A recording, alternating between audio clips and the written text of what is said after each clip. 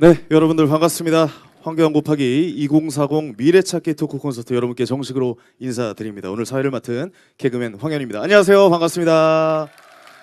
안녕하십니까. 네. 아우.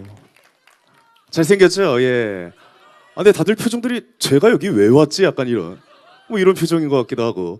오늘 좋습니다. 이 세대 간의 갈등, 이 이년 간의 갈등 오늘 모두 건 다 훌훌 털어버리고 정말 허심탄회하게 이야기 나눠보는 시간 가져보도록 하겠습니다. 그럼 지금부터 황교안 대표님 모시고 토크 콘서트를 시작하도록 하겠습니다. 대표님 무대 위로 모셔보도록 하겠습니다. 큰 박수 보내시기 바랍니다.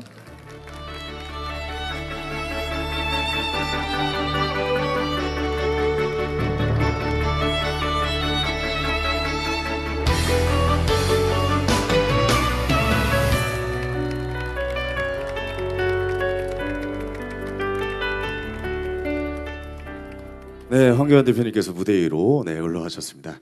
대표님 옆에 그 마이크가 있습니다. 네, 마이크 잡아주시면 되겠습니다.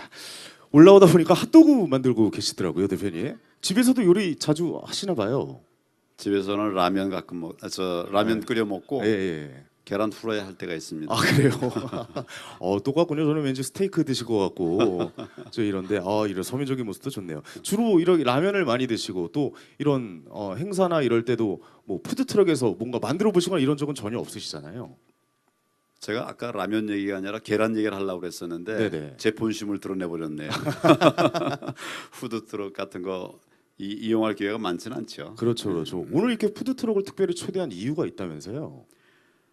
간단히 먹을 수 있고 또 젊은 이들의 음식 문화고 네. 그래서 한번 좀 이렇게 체험해 보고자 했습니다. 그러셨군요. 알겠습니다. 그럼 본격적으로 토크에 들어가기 앞서서 짧고 굵게 여기 참석하신 이제 2040 분들에게 면접 보는 심정으로 간략하게 좀 자기소개의 말씀. 네, 이게 좀 자기소개를 한다는 게 참 재밌긴 한데 30초의 시간 드리겠습니다. 간단하게 부탁드리겠습니다. 30분을 주시면 자세히 얘기하겠는데 네네. 30초만 주신다니까 여러분 제 이름이 뭔지 아시죠? 첫 글자는 뭐죠? 네. 그거 가지고서 삼행시를 지어서 제 소개를 좀 해. 그럴까요? 그럼 저희가 좀 운을 좀 띄워드리도록 하겠습니다. 먼저 황고집이라고 하는데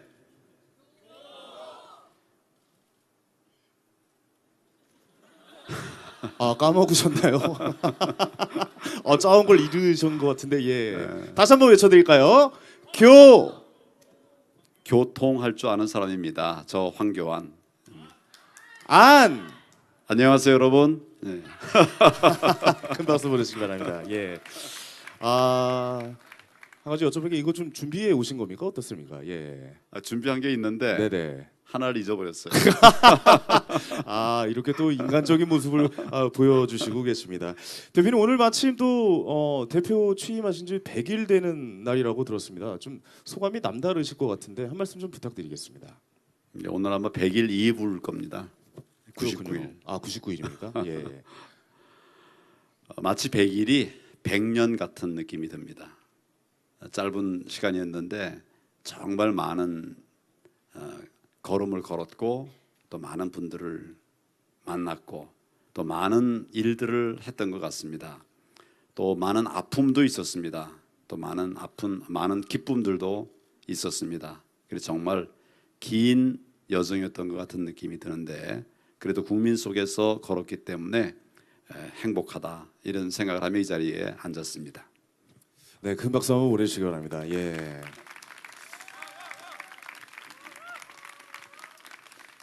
알겠습니다. 이게 100일이라는 시간이 이게 짧다면 짧은 시간이고 어떻게 보면 길다면 긴 시간인데 100년처럼 느껴지셨단 말에서 뭔가 좀 의미 있는 생각이 좀 드는 것 같습니다. 자, 그럼 황교안 대표와 2040의 콜라보 미래찾기 토크 콘서트 토크 1부죠. Y를 본격적으로 시작해 보도록 하겠습니다. 토크 1부의 주제는 Y. 왜입니다. 예. 황교안은 왜? 예. 황교안은 그때 왜 그랬을까? 뭐 이렇게 물어보는 시간이 될 수가 있겠죠. 황교안은 그때 왜를 물으면서 인간 황교안의 인생과 걸어온 길을 좀 자연스럽게 알아가는 좀 시간이 되겠습니다. 오늘 모든 이야기를 아주 좀 진솔하고 솔직하게 답변해 주시면 감사하겠습니다. 진솔하게 좀 해주실 거죠, 대표님? 진솔하게 하면 재미가 없을 텐데 괜찮은가요? 이미 벌써 재미가 없어요. 예. 농담입니다. 예. 예. 그러니까 뭐 진솔하게 하셔도 재밌을 수 있고, 예. 그러니까 좀 부탁 좀 드리겠습니다. 예. 자, 제가 듣기로는 지난 그 민생투쟁 대장정 중에서 연설을 워낙 많이 하셔가지고 좀 목이 많이 상하셨다라고 들었는데 광화문 집회 때에는 단상에 오르셔가지고 여러분 우리나라에서 목소리가 제일 좋은 사람이 누구죠? 뭐 이렇게 약간 목소리 부심을 좀 드러내셨습니다. 예. 스스로 우리나라에서 좀 목소리가 제일 좋다고 생각을 하시는 겁니까? 어떻습니까? 전혀 그렇지 않죠. 아, 그렇습니까? 근데 진짜 좋으시긴 하신 것 같아요. 예. 근데 이제 하루에 5번 그 장외 연설을 했어요. 그 다음 날 2번 하고 그 다음 날 이제 광화문에서 큰 또 장외 연설을 하고 그랬더니 그 딱 3일 만에 목소리가 완전히 가버렸습니다. 그래서 그래도 이렇게 좀 미성을 기대하고 오셨던 우리 자유 시민 여러분들에게 너무 이 탁하고 못된 말씀을 이렇게 들려드릴 것 같아서 제가 농담을 했는데 뭐 농담으로 그걸 또 안 받고 또 어떤 언론에서는 자기 목소리 좋다고 그런다고 또 교만하다고 그런 분도 있더라고요. 네, 이 정치인들이 농담을 한 말씀 던지는 게 언론에서 좀 크게 보도하는 경우가 종종 좀 있긴 있는 것 같습니다. 네, 알겠습니다. 스스로 좀 목소리를 좀 그렇다면 연설을 많이 하시고 장외에 나가서 막 소리도 많이 지르실 것 같은데 목소리 관리 비결이라든가 뭐 이렇게 좀 있는지 좀 여쭤보고 싶습니다. 제가 성대가 굉장히 강했습니다. 그래서 목소리 관리 안 해도 괜찮았는데 이번에 이제 목소리 이렇게 망가지면서 뭐 약도 먹고 또 목에 좋다고 하는 프로포폴인가요? 네. 프로포폴은 그건 프로폴리스. 대표님. 프로폴리스. 다시 예, 죄송합니다. 이거 큰일 나겠. 대표님. 아니 그래서 그러시면 안 돼요. 인가요? 그랬잖아요. 나 지금 당황스러워. 예. 그건 아닙니다. 프로폴리스도 예. 그렇죠. 먹고. 예. 예. 농담이라고 하신 거죠? 예. 이거 농담입니다, 여러분들. 예, 그렇죠. 프로폴리스를 많이 벌꿀로 만든 거잖아요. 그렇죠. 예. 이렇게 무마해가지고 큰일 나요. 그렇게 약간 좀 목소리를 위해서 좀 약도 드시고 노력을 하고 계시는군요. 알겠습니다. 아직 예. 완전히 안 나서 네네. 지금도 아직 관리하고 있습니다. 그렇군요. 알겠습니다. 이게 겉모습만 봤을 때는 굉장히 모범생스러우시고 사실 좀 딱딱하실 것 같고 그런데 이렇게 말 실수를 하는 겁니까? 뭐 그런 것 같지도 않고요. 예. 어쨌든 학교 다닐 때는 좀 뭐랄까 좀 공부로만 좀 주로 많이 하시고 학교 생활에 정해진 약간 이런 생활만 좀 많이 하셨을 것 같은데 장외 집회에서는 또 굉장히 좀 와일드한 모습을 좀 보게 됐습니다. 본인은 원래 좀 본인은 어떤 스타일이라고 생각을 하십니까, 대표님? 저 같은 요란한 스타일은 아닙니다. 그런데 뭐 조용한 스타일도 아니고요. 네네. 학교 다니면서는 모범적인 이탈자. 모범적인 이탈자. 예. 굉장히 남들 반어적이. 공부할 때 공부 안 하는데 네네. 근데 아주 모범적이에요. 일찍 오고 네. 숙제 다 하고. 네. 어떻게 보면 재밌는 황교안 이런 느낌입니까? 예, 뭐 저는 그렇게 살려고 그랬는데 네네. 남이 볼 때는 뭐 꼭 그렇게 안 본 것 같아요. 그렇군요. 예. 모범적인 이탈자. 굉장히 좀 새로운 신조어가 탄생을 한 것 같습니다.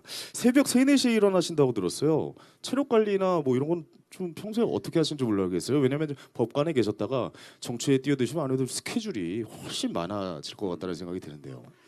그래 10시에 자고 3시에 일어난다. 이제 이런 것들이 되게 제 삶의 패턴이었는데 요즘은 좀 바뀌었습니다만은 네네. 그래도 수면은 대개 한 5시간 채 못 자는 것 같아요. 5시간을 못 주무시네요. 예. 그 오랜 좀 습관이 돼서 그런 네네. 것 같습니다. 그 법관 시절부터 그렇게 뭐 별로 못 주무신 거였죠? 예, 검사. 검사 시절. 예, 검사 예. 생활을 했는데 저는 사실은 그 이전부터 좀 그 새벽 잠이 좀 적었었어요. 그래요? 새벽 생활을 오래 했고 네네. 그래서 뭐 새벽 자체가 이제 힘든 건 아닌데 전체로 수면이 부족하니까 네. 좀 이제 피곤하고 그런 거는 있죠. 네네. 요즘에도 계속 좀 피곤하시기는 하시겠어요. 아침에 좀 잠을 못 주무시면은. 예, 뭐 피곤한데 그래도 할 일에 대한 부담 때문에 시간 네네. 되면 일어나고 뭐 그렇게 하고 있습니다. 그렇군요. 색소폰 연주를 또 즐기신다는 얘기를 들은 게 있는데요. 또 UFC 격투기를 또 즐겨 보신다. 이런 모습은 좀 조합이 좀 안 맞나, 맞지 않지 않나 뭐 이런 생각도 좀 들어요. UFC와 색소폰 이런 걸 즐기시는데 이게 취미 생활이신 겁니까? 어떻습니까? 제가 아까 모범적인 이탈자라고 그랬잖아요. 여기서 모범적인 게 뭐가 있나요? 색소폰인가요? UFC인가요? 예. 이탈자는 그- 있네요. UFC. 예. 예. 그 지금 이제 뭐 그 악기를 설명하시는데 그 에피소드가 하나 있어요. 아, 네, 네, 네. 제가 처음 이제 그 색소폰을 배울 때 친구들에게 어디 가서 배우면 되냐 했더니 그 색소폰 나라라고 하는 그 사이트가 있다고 그래서 네. 제가 색소폰 나라로 쫙 들어가 봤어요. 네. 그랬더니 여자도 많이 나오고 또 뭐 옷 안 입은 여자도 나오고 막 그러더라고요. 이게 아, 색소폰이 네네. SAX 네, 색소폰이죠. 예, 예. 그건데 제가 SEX라고 써놨어요. 그랬더니 오늘 왜 이러세요? 아, 대표. 아니 그래 가서 제게 그 사이트를 가르쳐준 친구한테 야 너 뭐 나한테 그걸 가르쳐줬냐 그랬더니 너 네네네. 뭐라고 썼냐 그래서 내가 얘기했더니 네. 이 사람아 아, 뭐 그런 꾸중을 들은 일이 아, 있습니다. 그게 약간 스펠링을 잘못 생각하셔서 찾아가신 거가 됐겠네요. 그렇죠. 그렇다고요? 근데 우리들이 보통 이러잖아요. 네네. 색스폰이라고 그래요. 색스폰. 그렇죠, 그렇죠. 색스폰이 아니라 색소폰입니다. 네. 색소폰. 색소폰이죠. 예. 그래서 그것도 하고 그다음에 네. 뭐 아까 또 뭘 UFC 말씀하셨죠? UFC 말씀드렸습니다. 그거는 예. 그냥 저녁에 이렇게 조용히 앉아 있을 때 보면 좀 역동적인 그런 프로그램이 재밌더라고요. 네네네. 그래서 그런 걸 하다 보니까 제 성격하고 안 맞는 거라고 하는데 꼭 안 맞지도 않습니다. 아, 약간 그렇게 보면은 좀 본인의 좀 남성적인 면도 좀 있다. 뭐 이렇게 좀 표현을 좀 해도 될까요, 대표님? 제가 여성적이진 않습니다. 아, 잘 돌리시는데요. 예, 알겠습니다. 이번에는 저는 좀 대표님의 어린 시절이 궁금합니다. 왜냐면요, 대표님은 완전히 황교안 대표님은 어린 시절이 없을 것 같은 좀 느낌을 우리 또 청년들이 가지고 있는 분들이 계세요. 좀 여쭤보도록 하겠습니다. 1957년 4월 15일 서울시 출생이시고요. 이남 삼녀 중에 막내세요. 또 막내 이미지도 좀 또 새롭게 다가옵니다. 부모님이 이제 고향이 황해도시인데 6.25 전쟁 당시에 월남한 피난민이셨다고 알려져 있어요. 부모님에 대해서 좀 여쭤봐도 될까요? 어린 시절 좀 궁금합니다. 요새 그 가짜 뉴스가 많이 범람하고 있는데 네. 우리 저 사회자께서도 가짜 뉴스를 좀 퍼뜨리고 있어요. 아, 제가요. 예, 예. 이남 삼녀가 아니라 네. 삼남 삼녀입니다. 삼남 삼녀군요. 아, 그렇군요. 근데 이제 큰 형님은 돌아가셔서 아, 살아 있는 우리 형제는 둘이 남았고요. 네네. 그 말을 쓰면 맞는 것 같은데 네네. 본래 저 우리 돌아가신 큰 형님이 슬퍼하실 것 같아요. 아, 죄송합니다. 하늘에 계신 큰형님께 다시 한번 죄송하다는 말씀 드리고 다시 대화로 들어오도록 하겠습니다. 예. 근데 이제 뭘 물어보셨죠? 부모님에 대해서 여쭤봤어요, 대표님. 예. 저희 저 아버지가 47에 이셨고 어머니 네. 43세 저를 낳으셨어요. 그러니까 제가 막내인데 그 6남매의 막내입니다. 그래서 옛날에 이제 어머니가 옛날에는 뭐 이렇게 가정 방문도 있고 또 학교에 엄마들이 찾아오는 날도 있었어요. 근데 네네. 이제 엄마가 찾아오시면 친구들이 할머니 오셨다고 아이고, 예, 그렇죠. 그런 정도로 어린 마음. 뭐 실제로 그 나이 차이 많이 있었는데 근데 하여튼 제가 그런 것 때문에 상처받지는 않았어요. 야, 너희 엄마는 젊지? 네. 우리 엄마는 연세가 많어. 그런 분이었어요. 그래서 말을 많이 주고받지 않았지만 정말 그 아버지 돌아가셨을 때 정말 마음이 아프더라고요. 그러셨군요. 예, 아주 좋은 분이었습니다. 네네, 알겠습니다. 그런데 두 분 다 돌아가셨어요. 그렇죠. 아이고 좀 괜히 이런 얘기를 꺼낸 것 같기도 하고 돌아가신 얘기를 들을 줄은 몰랐는데 예. 아니 저는 좀 근데 그 막내일 줄은 정말 몰랐던 게 좀 강직한 이미지가 있으셔가지고 그런 것 같은데 늦둥이셨네요. 어떻게 보면은 예, 늦둥이로서 사랑을 좀 듬뿍 받고 자라셨다고 봐야 되겠죠. 예. 제가 어릴 적에 편식이 아주 심했습니다. 요즘은 이제 그래요? 편식이 전혀 없어요. 아무거나 다 잘 먹는데 옛날에는 우리 어머니께서 제가 뭐 맛있다 그러면 계속 그것만 주시는 거예요. 뭐 예를 들어 소세지, 계란이- 예, 뭐 이런 건가요? 그때 소세지는 못 먹었고요. 그때 소세지 뭐예요? 계란 비싸요. 후라이.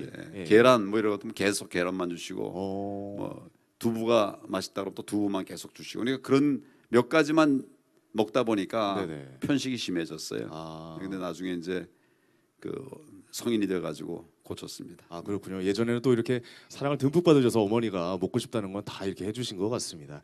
대표님의 이미지를 보면 어린 시절부터 좀 엘리트의 좀 느낌이 좀 있습니다. 엘리트의 인생을 좀 살아오신 것 같은데 굉장히 또 생활은 어떻게 보면 좀 어려운 생활을 좀 하셨다는 얘기도 있어요. 저는 개인적으로 황교안 대표님의 실패가 있었나 뭐 이런 생각을 하는 뭐 저뿐만이 아니라 우리 또 와주신 청년분들도 그런 생각을 할 수가 있다고 생각하는데 뭐 어린 시절에 좀 실패의 시간이 있었다 뭐 이런 에피소드가 있을까요? 제가 정말 어릴 적에는 우리 반 학생이 한 100명 가까이 됐거든요.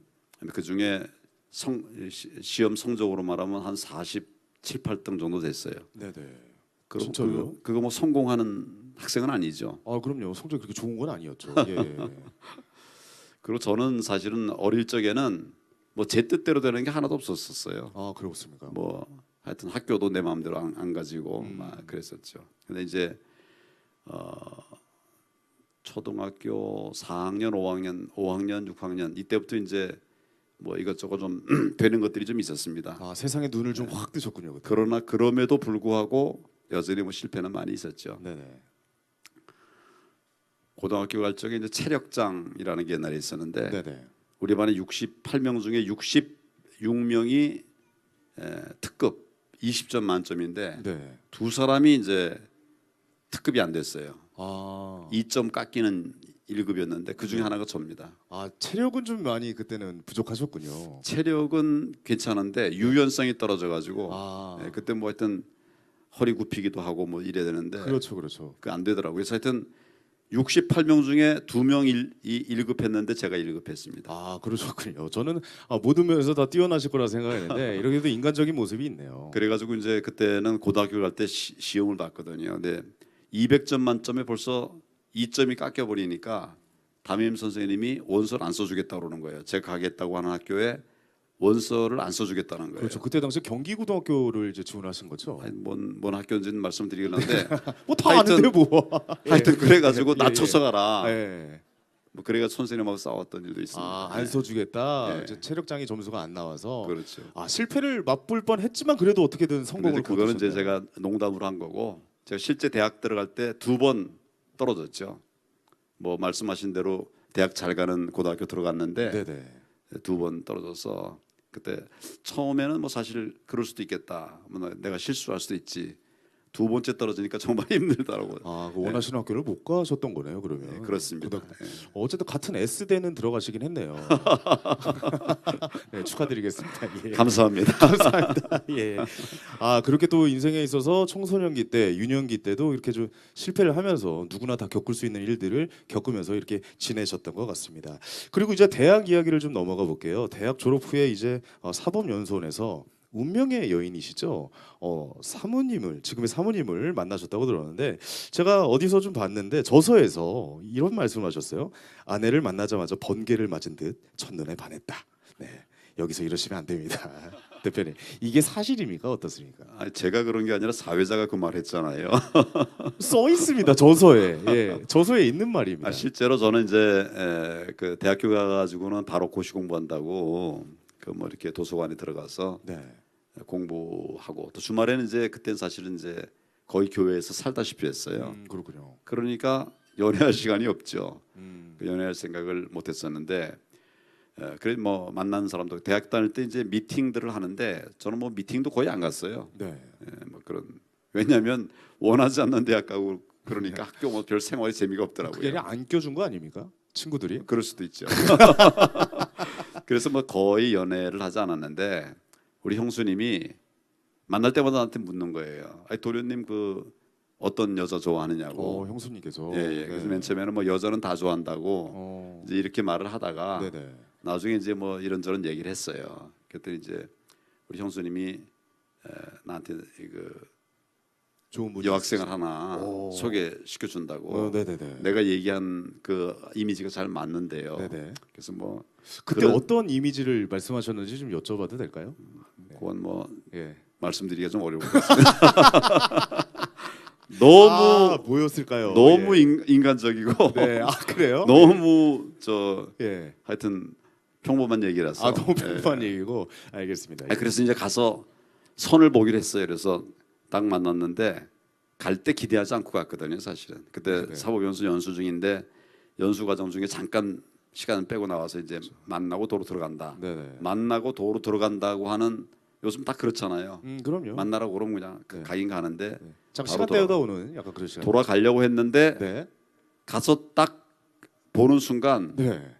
이게 헷갈리기 시작하는 거예요. 잠깐만. 이 돌아갈 일이 아니라 예. 생각이 들어서 예. 돌아갈 원래- 일이 아니다 이거는. 원래 제 예. 기억에 3시에 가서 네. 3시에 가서 5시에는 나온다. 음. 그래서 맨 처음에 앉자마자 내가 5시까지 들어가야 된다고 얘기했어요. 그 처음 보신 예, 여성분에게 예. 아주 결례죠. 결례죠. 예. 근데 이제 그렇게 시작했는데 앉아서 뭐 몇 마디 얘기하다 보니까 네. 그게 아니에요. 괜찮아요. 예. 요즘 젊은 사람들 말하는 거는 네네. 뿅 간다 이러잖아요. 그거 너무 옛날 말이에요. 그것도. 아 그래요?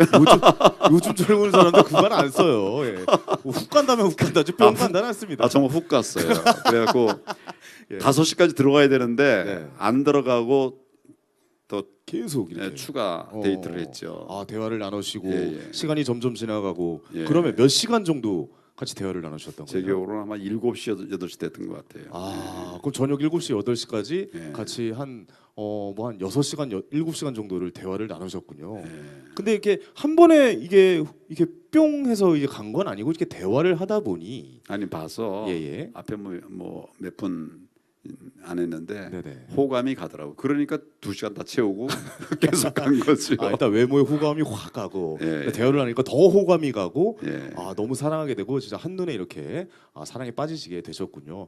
알겠습니다. 이런 이야기는 거의 뭐 처음 이제 해보시는 것 같아요. 대표님 어떠세요? 이런 사랑 이야기. 뭐 거의 안 했는데 하여튼 저 오늘 사회자께서 너무 네. 유도신문을 잘 하셔가지고 네, 대표님께서 너무 잘 넘어오셔가지고 감사합니다. 알겠습니다. 이렇게 대표님께서 또 이게 운명의 사모님을 만나셔서 이제 결혼까지 하시고 이제 사법연수원을 나와서 검사에 이제 임용이 되십니다. 이제 소위 말해서 공안 검사라는 닉네임으로 뭐랄까요? 그냥 공안검사 타이틀이죠. 공안검사라는 타이틀로 세상에 이름을 알리게 되는데 솔직히 이제 우리가 느끼기에는 공안검사다라는 단어가 이 사음절이 좀 느끼기에는 좀 무서워요. 느낌 자체가 약간 좀 공안검사다라면 약간 좀 멀리하게 되고 이런 느낌이 좀 있거든요. 공안검사라는 게 도대체 뭔지 좀 대표님께서 말씀해 주시죠. 이제 검사는 네, 형사 사건을 처리하는 직업 아닙니까? 그렇죠. 형사 사건의 근간이 되는 게 형법인데 형법에 보면 범죄가 크게 세 카테고리가 있어요. 네네. 하나는 개인적 법익을 해하는 죄. 음, 그러니까 다른 사람 때리거나 뭐 사기하거나 이런 것들 이제 개인의 법익을 침해하는 거죠. 네네. 하나는 사회적 법익을 침해하는 죄가 있어요. 이건 뭐냐면 도박, 마약 네. 이런 것은 어떤 다른 개인에게 피해를 주는 것은 아니지만 우리 사회에 아주 폭넓은 피해를 주는 거 그 아닙니까? 마약이라면 아까 그 프로포폴 뭐 이것도 포함해서 프로폴리스 이제 그런 게 예, 예. 사회적 법익을 해야 하는 죄라고 돼 있거든요. 네네. 그러니까 또 한 가지가 국가적 법익을 해야 하는 죄. 국가적 법. 우리 공안부라고 하는 거는 이제 국가적 법익을 해야 하는 죄를 다스리는 곳이고 네네. 특수부, 강력부 이런 데는 이제 그 사회적 법익을 다스리기도 하고 네. 그다음에 개인적 법익을 다스리는 형사부도 있는데 그건 이제 검찰청에서 배분을 하는 거예요. 그렇군요. 그래서 제가 이제 배분된 것 중에 공안부에 배분이 돼서 공안 사건들 많이 다뤘는데 이 공안이라는 말이 뭐냐면 네. 공공의 안녕 질서의 공공이 약자입니다. 아니요. 예. 그러니까 이제 이 용어에 대해서 부정적으로 보시는 분들이 많고 옛날에 이제 좀 부정적으로 운영됐던 부분이 있기 때문에 그러는데 그렇죠. 아마 87년 6.29 이후에는 정상화됐다고 보시면 됩니다. 그래서 거기에 뭐 특별히 뭐 없는 죄를 씌워가지고 이렇게 하는 이런 일은 없었고요. 네. 그런 일은 없어졌고요. 제가 공안부 간 것도 1987년이니까 그 6.29 이후에 우리가 이제 소위 민주화가 된 이후에 그렇군요. 갔고 거기서 이제 한 일들이 뭐 공안 사건, 뭐 시국 사건, 뭐 이래 가지고 이제 왜곡된 사건을 한 것이 아니고 네. 이제 국가보안법이라든지 물론 이제 그 국가적 법익을 해야 하는 죄를 다뤘지만 네. 그러나 그 자체가 뭐 이렇게 우리가 왜곡해서 비난하거나 이렇게 할 일은 아니라고 저는 생각합니다. 알겠습니다. 그러니까 예전에 있었던 그런 일들 때문에 공안 검사라는 단어가 좀 많이 좀 어렵고 좀 거리감이 있게 느껴지게 하는 것 같습니다. 알겠습니다. 예, 당 대표가 되시고 나서 또 요즘에 뭐 다들 많이 아시다시피 지방 출장도 많이 다니시잖아요. 지방에 갈 일도 많으시고 가족들이 좀 서운하고 섭섭해할 것 같다라는 좀 생각이 들어요. 가족들과의 소통은 많이 하고 계십니까? 어떻습니까? 저에게 이제 남매가 있죠.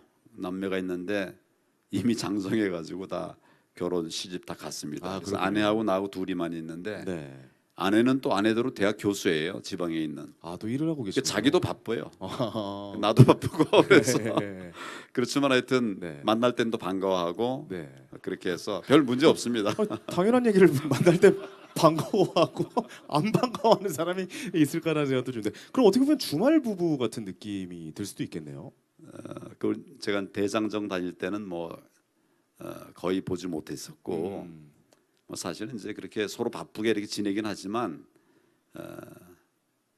이렇게 말씀드리면 저 부부는 별로 이렇게 사이가 안 좋은가 보다 이렇게 생각하시는데 사실은 사이가 안 좋지 않습니다. 누가 뭐라고 했습니까? 얘기하다 보니까 마치 네. 제가 아주 아니 우리 아무 말도 안 했는데. 사이가 안 좋은 같이 이렇게 네. 비치는데 아닙니다. 예. 너무 좋아 보이십니다. 예. 손주들은 어떠세요? 손주들도 자주 보세요? 이게 또 자랑도 해도 좀 됩니까? 예, 하십시오. 마음껏 하십시오. 예. 제가 남매를 낳았거든요. 네. 아들 하나 딸 하나인데 얘네들이 각각 또 남매를 낳았어요. 요즘 그러기 쉽지 않다고 그러더라고요. 100점짜리죠. 예. 그 200점짜리라고 하는 말도 들었는데 뭐 저는 조금 한 2,000점 주죠. 뭐 2,000점짜리입니다. 예, 예. 그래서 마침 우리 가족에는 전부 남여 숫자가 똑같습니다. 좋네요. 저희는 그 고모님이고 저희 아버지고 작은 아버님께서 아들만 둘씩 낳았어요. 이 명절날 되면 군대입니다. 아들만 10명이어가지고 바글바글하는데 이렇게 아들 딸 이렇게 나면은 정말 도란도란 이야기도 나눌 수 있고 너무 즐거울 것 같아서 부럽다는 말씀을 좀 드리고 싶습니다. 근데 우리 아내가 네. 애들하고 잘 놀아줘요. 그러니까 그러시군요. 애들이 할머니를 좋아하는데 할머니 옆에 할아버지도 있거든요. 네. 그러니까 저도 덩달아서 애들이 저를 좋아합니다. 그렇군요. 제 공은 없고 우리 아내가 네. 애들을 잘 돌봐가지고. 또 할아버지가 또 이렇게 장난감도 많이 사주시고 또 이렇게 사랑으로 보살펴 주시니까 그렇겠죠. 근데 확실히 좀 할머니를 더 좋아하고 엄마를 더 좀 더 좋아하는 거는 좀 서운하진 않으세요? 어떠세요? 좀 서운하지요. 근데 서운하지 않으려면 내가 열심히 또 애들도 많이 돌봐주고 그래야 되는데 그렇죠. 뭐 잘 못하니까 네네. 마땅한 일이죠. 네, 마땅한. 어쨌든 이게 틈틈이 시간 나실 때마다 손주들을 자주 보신다는 것도 아주 뭐 대단하신 것 같습니다. 저 좀 사모님에 대해서 좀 여쭤보고 싶은 게 있는데 국무총리의 아내보다 정치인의 아내가 더 힘드실지도 모르겠다. 저는 이렇게 좀 생각이 들거든요. 어떠세요? 사모님을 위해서 이 자리에서 영상 편지로 카메라 보시면서 뭐 영상 편지 이거 좀 어색하죠. 방송에서 많이 하는 건데 대표님한테 갑자기 영상 편지 보내니까 좀 어색할 수도 있겠지만 한 말씀 해주시기 바랍니다. 잠깐만 잘못도 한숨 들었나요? 갑자기 이거 한숨인가? 예. 깜짝 놀랐습니다. 예. 제가 젊었을 때 당신한테 정말 너무 잘 못한 것 같아요. 요즘 괜찮지요? 근데 하여튼 젊었을 때 잘 못한 것까지 좀 더 잘 하겠습니다. 나도 잘 할 테니까 당신도 나한테 좀 더 잘해 주세요. 박수 한번 보내주시기 바랍니다. 예. 부부관계가 굉장히 합리적이에요. 나도 잘할 테니까 당신도 나한테 잘해라. 뭐 이런 말씀이셨던 것 같습니다. 자, 이제 제 질문은 슬슬 여기서 좀 마무리를 할게요. 왜냐면 오늘 사실 2040 우리 여러분들을 위한 좀 자리거든요. 그래서 대표님 제가 질문을 드리는 건 여기까지 좀 하기로 하고. 너무 많이 했어요. 너무 많이 했나요? 죄송합니다. 제가 궁금한 게 더 많아가지고 우리 또 와주신 우리 청중 여러분들의 질문을 좀 받아보도록 하겠습니다. 제가 밑에 단상 밑으로 내려가가지고 직접 좀 질문을 받아보도록 하겠습니다. 저 혹시 궁금한 거 있다, 나 황교안 대표님께 궁금한 거 있다 하시는 분 손 들으시면 제가 앞으로 찾아가서 마이크 넘겨드리도록 하겠습니다. 자, 괜찮습니다. 우리 남성분 앞에 계셔서 바로 마이크 전해드리도록 하겠습니다. 예. 안녕하십니까. 저는 이번에 새로 선출된 중앙대학생위원장 김태일이라고 합니다. 반갑습니다. 중앙대학생위원장으로서 제가 가장 하고 싶은 것은 미래담론을 찾는 것입니다. 그래서 오늘 이런 미래찾기라는 행사에서 이렇게 처음 인사드릴 수 있게 된 것을 정말 영광스럽게 생각합니다. 그래서 황교안과 2040이라고 돼 있는데 보통 여러분들은 20대와 40대가 함께 대화를 나눈다라고 생각을 할 것 같습니다. 근데 제가 드는 질문은 황교안 대표님께서 생각하시는 2040년의 대한민국이 모습이 어떨지 궁금합니다. 새로운 발상이네요. 2040년, 그러니까 2030을 20대와 40대의 대화라고 우리는 보통 생각하는데 2040년의 대한민국의 앞으로의 모습 어떻게 대표님이 생각하실지 질문 드렸습니다. 앉아서 해도 될까요? 뭐 서서 할까요? 뭐 편하신 대로 하셔도 됩니다. 예. 뭘로 표현한다고요? 온몸으로라고 온몸으로. 했습니다. 예. 그 말씀이 무슨 말씀인지 모르겠네요. 21년 뒤니까 그러면 제가 84세가 됩니다. 좀 됐죠. 네. 근데 아마 그때는 지금 우리가 상상할 수 없는 그런 나라가 되리라고 생각합니다. 블룸버그였던가요? 어디선가 우리나라의 2040년, 50년을 이제 그리면서 그때 아마 대한민국이 골드만삭스가 하는 것 같아요. 골드만삭스가 예측을 했는데 미국 다음의 나라가 될 것이다. 그러니까 G2가 될 것이다. 이런 예측 기사를 냈던 일이 있어요. 저는 그게 불가능하지 않다고 생각합니다. 근데 박수 한번 쳐도 될 것 같습니다. 2040년이면 골드만삭스가 예언했던 그 2040년, 50년 가까이 가는 것이거든요. 저는 우리가 많이 갈등을 하고 있지 않습니까 지금? 그러니까 아마 선진국이나 그에 준하는 나라 중에서 우리처럼 갈등하는 나라가 뭐 또 잘 없는 것 같아요. 근데 갈등이라고 하는 것이 또 다른 힘이 되는 것이죠. 저는 하여튼 우리가 많이 어렵고 힘들지만은 결국 2040년도에는 G5 안에는 들 것이다. 그런 생각을 합니다. 우리 전체가 G5 안에 들 뿐만 아니라 이제는 정말 우리가 문화가 있는 삶, 좀 그 행복이 그 누려지는 삶, 이런 삶을 2040년에는 살 수 있으리라 이런 생각을 합니다. 지난 정부에서 국정 지표, 핵심 국정 지표가 4가지가 있었는데 그 중에 하나가 문화 융성이었습니다. 그러니까 우리 역사상 문화가 국정 기조로 올라왔던 때는 없었거든요. 이제는 우리가 문화를 얘기하게 된 그런 시대가 됐다. 그래서 앞으로 저는 2040년을 밝게 봅니다. 지금 우리 모습을 보면 야 이래가지고 나라 되겠냐 이런 생각을 하지만 제가 국정을 거쳐오고 또 총리도 하면서 많은 사람들을 만나고 또 들은 결과는 2040년 닭다 생각하지 못한 정말 그런 세상이 올 것이다 그런 생각합니다. 우리 말씀하신 청년 대학생위원장 말씀하신 그 때가 되면 정말 또 다른 세상 살게 될 것이고 여기 계신 분들 한번 21년 뒤에 여기서 한번 다시 모여가지고 그때의 우리를 한번 되돌아보는 기회가 있으면 좋을 것 같습니다. 네, 알겠습니다. 2040년에 우리의 모습에 대해서 좀 말씀해 주셨습니다. 2040년이 되면 제가 이제 황교안 대표님의 나이가 되네요. 예. 좀 놀랐습니다. 예. 자, 다음 질문도 받아보도록 하겠습니다. 자, 이번에 저쪽으로 여성분 질문 한번 받아보도록 할까요? 예. 마이크 좀 전달해 주시겠습니까? 또 우리 여성 청년분께서는 어떤 생각을 갖고 계신지 질문해 주시기 바랍니다. 안녕하세요 대표님. 핫도그 잘 먹었습니다. 저는 비서 이주연입니다. 이곳 사랑제는 날씨 좋은 봄, 가을에 결혼식이 열리는 곳인데요. 혹시 이렇게 주례를 보신다고 생각을 하시고 결혼을 앞둔 청년들에게 혹시 해주고 싶은 말씀 있으신지 궁금합니다.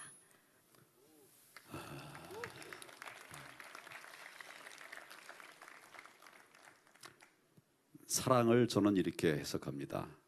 죽을 사, 함께랑, 죽을 때까지 함께하는 것이 사랑이다.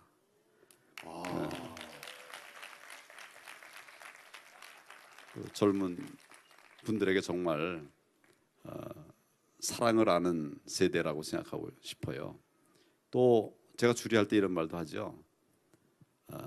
여보. 여보의 뜻이 뭐냐? 여전한 보배. 같을요. 보배보. 그래서 여보라고 할 때 그 말은 여전한 보배다. 오래 살지 않습니까, 부부가? 그래도 여전히 당신은 보배야. 그렇게 말해라. 네, 그런 말을 합니다. 괜찮죠? 예. 또는 당신이라고 하잖아요. 당신. 당연한 몸. 당신은 나의 당연한 몸이야. 우리 지금 쓰고 있는 부부 사이에 쓰는 용어들이 너무 귀중한 의미가 많이 있는 것 같아요. 그렇지 않습니까? 해석 괜찮죠? 네. 다음 질문 받겠습니다. 네. 다 박수 나다가 당신에서 좀 멈췄습니다. 그걸 아셔야 돼요, 대표님. 예. 다음 분 이쪽에서 한번 받아보도록 하겠습니다. 자, 우리 뒤에 계신 남성분 마이크 좀 전달해 주시기 바랍니다.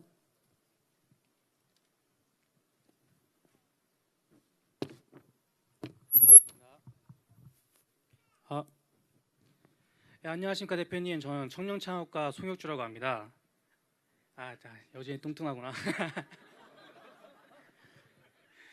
예. 제가 질문드리고 싶은 거는 보수의 가치입니다. 보수의 가치는 제가 알기로는 제가 확신하고 있는 거는 자유시장 경제 그리고 자유 그다음에 안보입니다.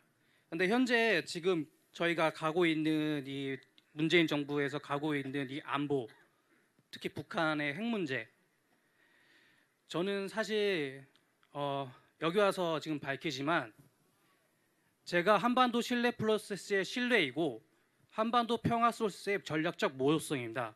사실 박근혜 전 대통령께서 탄핵 당하시던 날 마지막 연설을 하시지 않으셨습니까? 미래는 예측하는 것이 아니고 만들어가는 것이라고. 그거 저한테 한 말이셨습니다. 저는 그때부터 이제 한반도 신뢰 프로세스를 진행을 하였고 그 다음에 이제 문재인 정부 들어와서 한반도 평화 프로세스의 전략적 모호성을 진행하였습니다. 지금 현재 제가 이렇게 말씀드리고 있는 거는 지금 황교안 대표님께서 미래를 찾고 계시지 않습니까? 저는 그 미래가 결국에는 남북 통일이라고 생각합니다. 황교안 대표님께서는 결국에는 그 자유, 시장, 경제, 그 다음에 안보 여기에 대해서는 어떻게 생각하십니까? 남북 통일이라고 생각하십니까? 아니면 지금 문재인 정부 대통령께서 말씀하시는 평화라고 생각하십니까? 평화로운 통일이 돼야 된다. 그런 생각을 합니다. 그러니까 통일이 되되 평화롭지 않은 통일이 돼서는 안 되겠죠. 평화로운데 통일의 꿈이 없어서도 안 되겠죠. 그러니까 저희들의 가치는 평화로운 통일 그런 것이 돼야 되지 않을까 이런 생각을 합니다. 아주 어려운 질문해 주셔서 고맙습니다. 네네. 네. 청년 이야기하는데 통일에 대한 질문이 나올 줄 몰랐는데 통일에 대한 질문이 나왔습니다. 다른 몇 분 또 질문 받도록 하겠습니다. 자, 어떤 분께 좀 마이크를 넘겨볼까요? 우리 뒤에 계신 남성분, 예. 마이크 좀 전해주시기 바랍니다. 네, 그 양평에서 나온 전병곤이라고 합니다. 제가 그 농촌에서 살고 있는데요.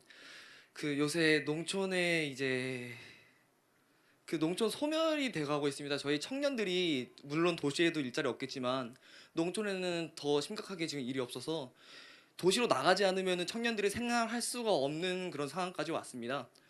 네, 그래서 저희 이렇게 고향에 살고 싶은데 농촌에 살고 싶은데도 억지로 쫓겨나듯이 도시로 일자리에 찾아 나오는 이런 청년들을 불쌍히 여기시고 한번 이런 어떤 간구를 해주셨으면 좋겠습니다. 대책에 대해서. 네.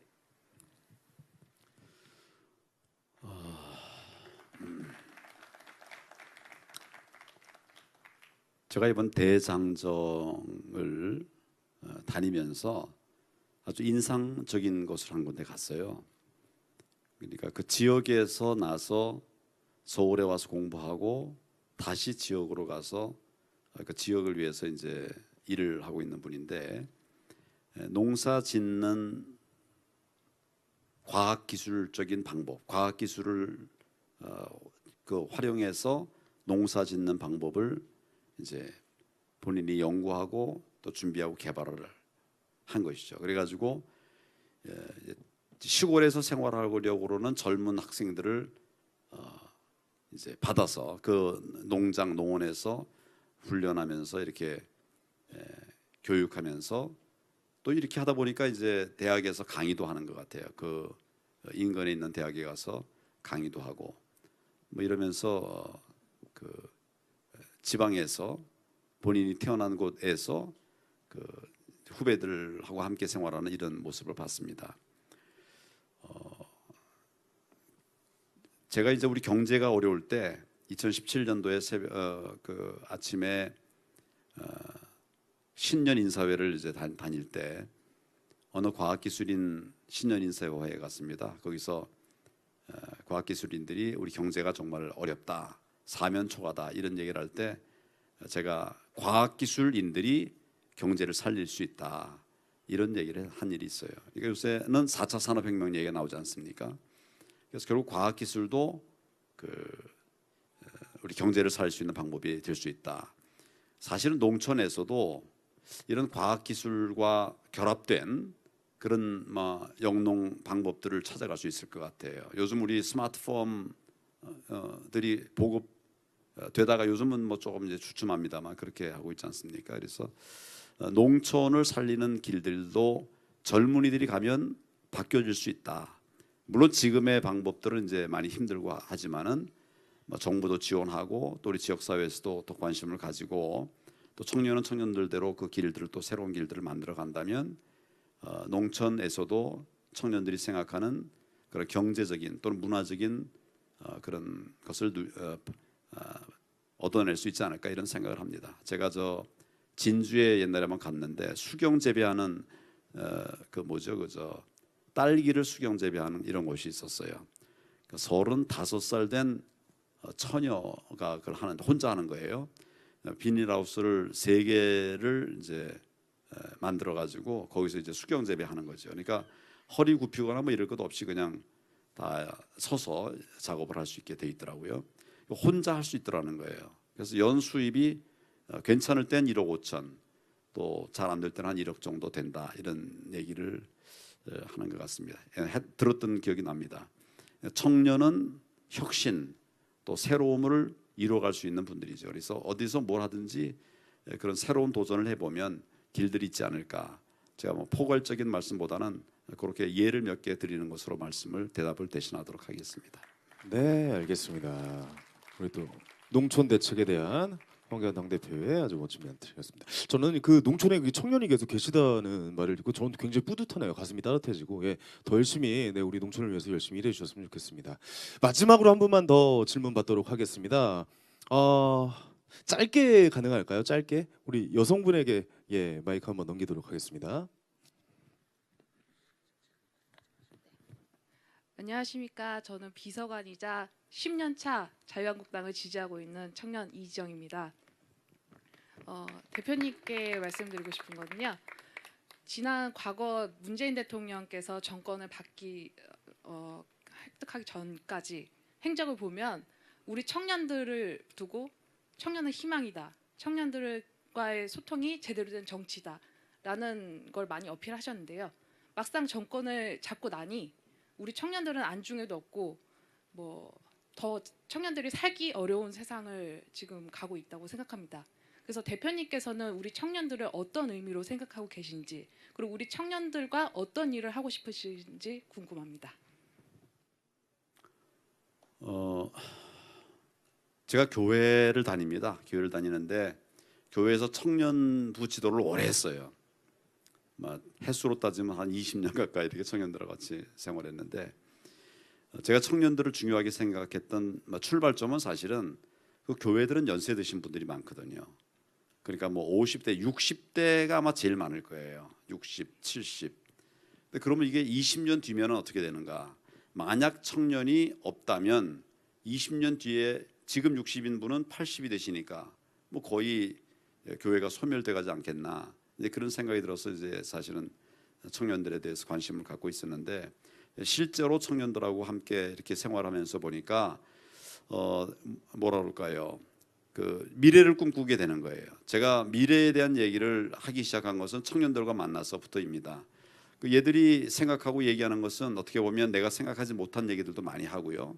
뭐 학벌도 부족해요. 또 뭐 공부를 잘 사는 집도 아니고 저는 뭐 대학도 나왔고 또 이제 나름대로 검사도 되고 뭐 이랬는데 그 젊은 청년하고 얘기해 보면 내가 생각도 못한 그런 이야기를 하는 거예요. 무슨 행사를 한다 할 때도 내가 설계하는 것보다는 청년들이 하는 게 훨씬 더 잘해요. 여기 뒤에 아까 저하고 이제 청년 일을 같이 했던 우리 푸름이 어디 있어요? 강푸름 아직 갔나? 있나? 아 저기 있는데 저 친구들한테 우리 그 청년 포럼 한번 설계를 해봐라. 이제 그렇게 맡겨놨더니 맨 처음에 걱정을 참 많이 했어요. 그런데 실제로 보니까 한 번 한 번 굉장한 발전이 있더라고요. 그래서 한 서너 번 지나고 나니까 이제는 얘기할 게 전혀 없어요.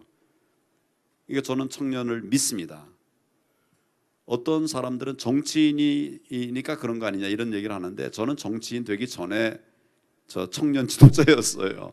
정치하고 관계없이. 그러니까 우리에게 미래가 결국 청년들에게 있다는 생각을 굉장히 강하게 갖고 있었고 제가 이제 공직 마무리하고 나서 총리 마치고 나서 제일 먼저 한 것도 청년들과 만나는 일이었습니다. 또 다른 그 청년 사역을 하고 있는 이런 친구들하고 만나가지고 청년들을 좀 챙기고 뭘 좀 해보자 이렇게 막 하다가 다시 이제 국회로 들어왔습니다. 저 정치를 하게 돼서 당으로 들어왔습니다만은 지금 우리 자유한국당이 제가 그 얼마 전에도 우리 앞으로 어떤 방향으로 당을 세워 나갈 것인가 제가 세 가지 얘기를 했는데 그 중에 하나가 청년 여성 친화 정당이 되게 하자. 청년들이 가까이 올 수 있는 그런 정당이 되게 하자. 그렇게 얘기하고 또 여성들이 역할을 할 수 있는 이런 정당이 되게 하자 그랬는데 그것은 제가 정치적인 표로서 말씀드린 것이 아니고 우리 사회의 반은 여성 아닙니까? 근데 그분들이 다 충분히 제 역할을 못하고 있지 않습니까? 그래서 그런 역할을 할 수 있게 그래서 본인의 역량들이 충분하게 우리 사회의 발전에 기여할 수 있게 해야 된다고 생각을 하고 또 청년들에게는 제가 청년을 이슬로 많이 그 비유를 하는데 정말 비전이 있고 미래 우리가 생각하지 못하는 그런 꿈들을 가지고 있는 그런 청년들을 볼 때 그런 사회 속에서 우리의 미래, 나라의 미래도 있다는 생각을 갖습니다. 이것은 제가 만약에 나중에 정치를 다 끝내고 나더라도 저는 사실은 청년들하고 계속 함께하는 삶을 살고 싶어요. 또 그런 것을 말이 아니라 행동으로 좀 보여드리고 싶습니다. 우리 당은 청년들, 여성들 여기도 보니까 이제 청년 여성들이 주를 이루고 있는데 청년 여성 친화 정당으로 꼭 만들어 나갈 겁니다. 그런 정도로 말씀드리겠습니다. 네, 대표님 잘 들었습니다. 대표님 저는 좀 걱정을 했던 게 우리 또 청년분들이 죄송합니다. 시간이 여유가 아직 없어서 2부의 시간을 제가 좀 드리도록 하겠습니다. 죄송합니다. 꼭 좀 드릴게요. 제가 이게 저 마지막에도 일어나셨듯이 전 질문이 없을까 봐 좀 걱정을 했거든요. 정말 많은 분들이 열띠게 대표님께 질문하는 모습이 너무 보기가 좋습니다. 예, 다시 한번 멋진 말씀해 주시고 좋은 말씀해 주셔서 다시 한번 감사의 말씀드리고 네, 1부 황교안은 왜 Y는 여기서 마치도록 하겠고요. 2부 하우에서 저희는 다시 또 인사드리도록 하겠습니다. 대표님도 재즈 공연 즐기시고요. 잠시 후에 다시 단상으로 모시도록 하겠습니다. 자리해 주시기 바랍니다. 큰 박수 보내주시기 바랍니다. 네, 잠시 후에 뵙겠습니다. 자, 여러분들도 한여름밤의 이 재즈 공연 마음껏 즐기시고요. 저희는 잠시 후에 2부에서 찾아뵙겠습니다. 감사합니다.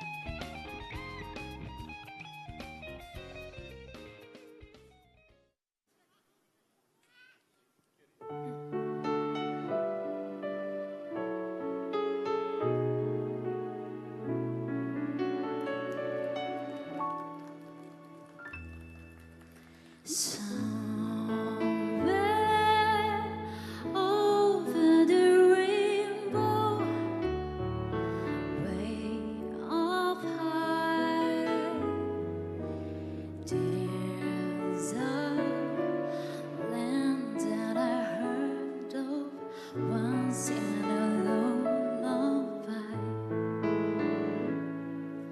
Somewhere over the rainbow, skies are blue, and dreams that you dare to dream really do come true. Someday I wish upon a star, awake a world that closed so far behind me,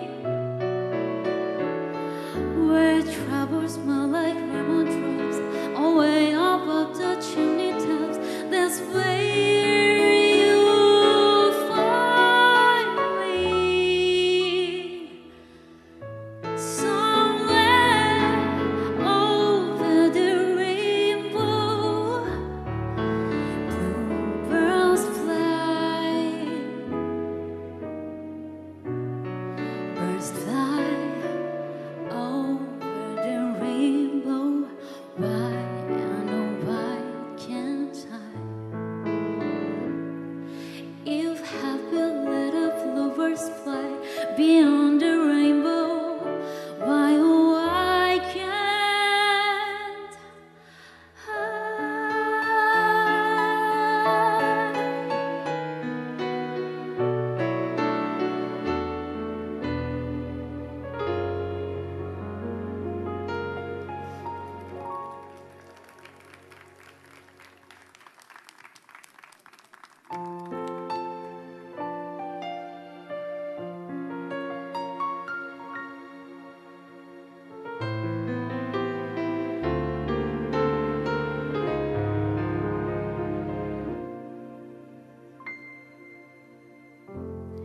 나는 떠날 때부터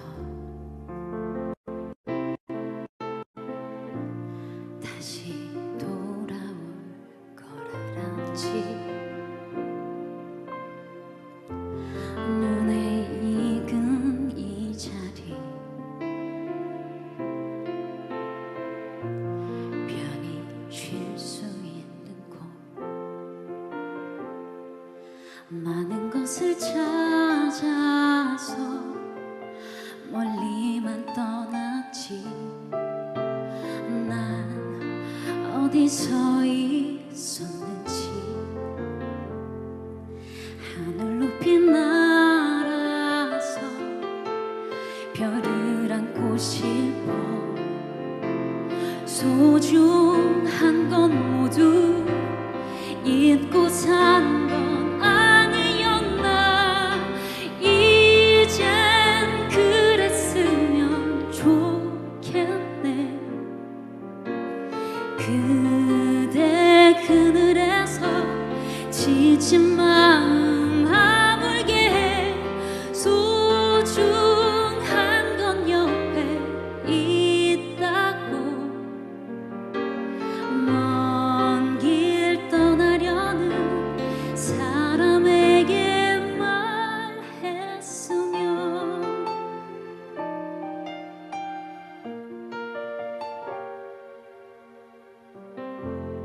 너를 보낼 때부터 다시 돌아올 걸 알았지. 손에 익은 물건들 편히 잘 수 있는 곳, 숨고 싶어 헤매던 세월을 딛고서 넌 무얼 느껴왔는지. 하늘 높이 날아서 별을 안고 싶어. 소중한 건 모두 잊고 산 건 아니었나. 이젠 그랬으면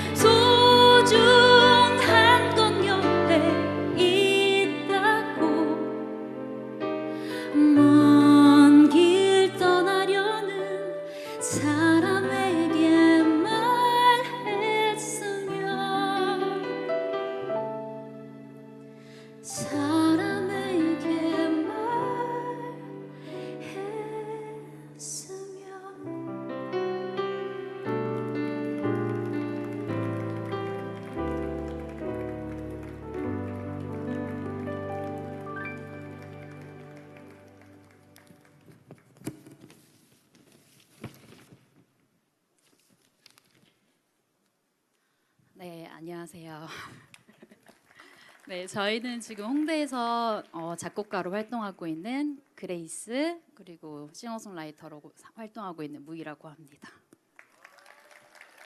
아, 생각보다 긴장이 많이 되네요. 일단 사실 처음 이 행사를 잡고 나서 어떤 곡들을 할지 되게 많이 고민을 했어요.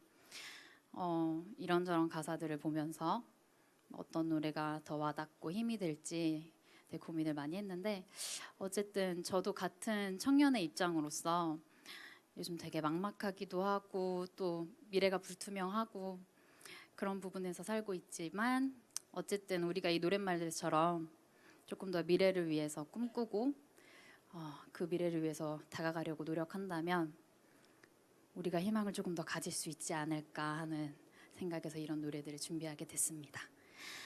그리고 마지막 곡은요. 지금까지 애써온 여기 계신 모든 분들을 위해서 부르겠습니다. 수고했어 오늘도.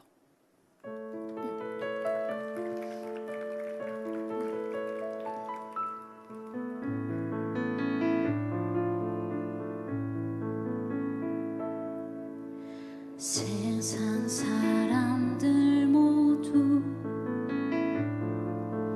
정답을 알긴 할까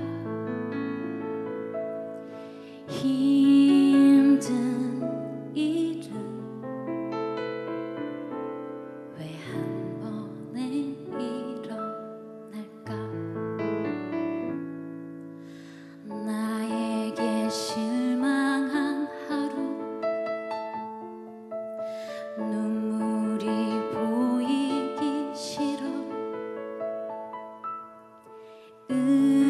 의미 없이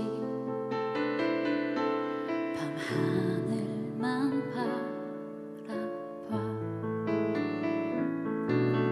작게 열어둔 문틈 사이로 슬픔보다 더 큰 외로움이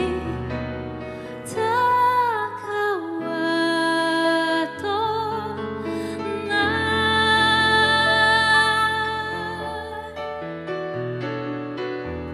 수고했어 오늘도 아무도 너의 슬픔에 관심 없다도 난 늘 응원해 수고했어 오늘도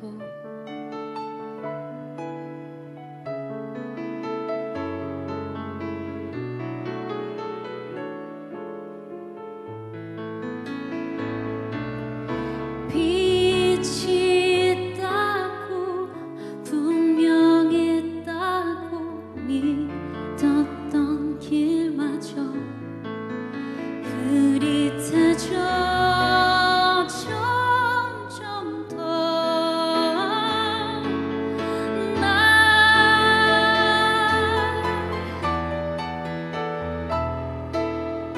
수고했어 오늘도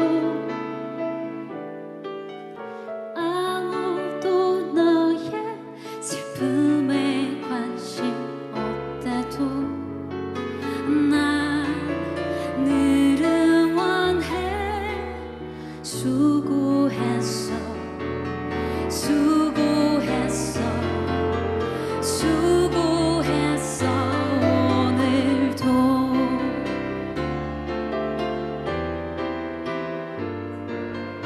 아무도 너의 슬픔에 관심 없다도 난 늘 응원해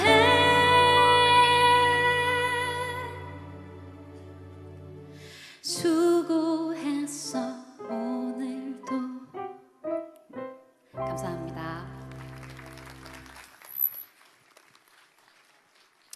아유 고생 많으셨습니다. 감사합니다. 정말 이렇게 사랑제와 잘 어울리는 한여름밤에 너무 멋진 공연이었던 것 같습니다. 고생하셨습니다. 감사합니다. 자, 멋진 공연이었습니다. 이제 황교안 곱하기 2040 미래찾기 토크 콘서트 2부의 차례입니다. 자, 2부는요 하울한 주제를 갖고 이야기 나눠보도록 하겠습니다. 자, 2부에서는 이제 좀 더 센 질문 또 현안에 대한 이야기 좀 계속해서 나눠보도록 하겠습니다. 대표님을 다시 무대 위로 모셔볼까요? 큰 박수 보내시기 바랍니다. 네.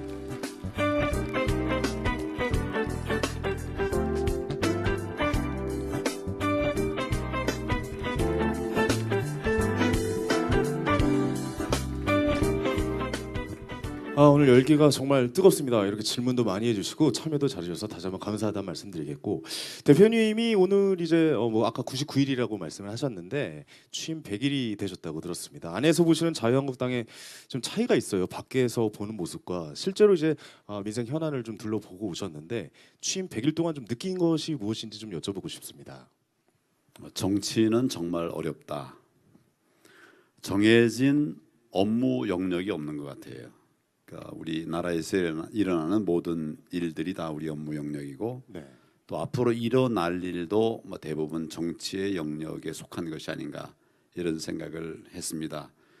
다만 어렵더라도 우리가 꼭 극복해야 될 과제다 이런 생각을 하면서 지난 100일을 지냈습니다. 그런데 많은 당원들이 많이 협력해 주시고 또 필요할 때마다 힘을 모아 주셔서 지금까지 오게 되었는데, 앞으로도 우리 당이 변화된 모습으로 국민들에게 사랑과 관심을 받는 당으로 거듭나 가도록 그렇게 함께 노력을 하겠습니다. 네, 기대해 보도록 하겠습니다.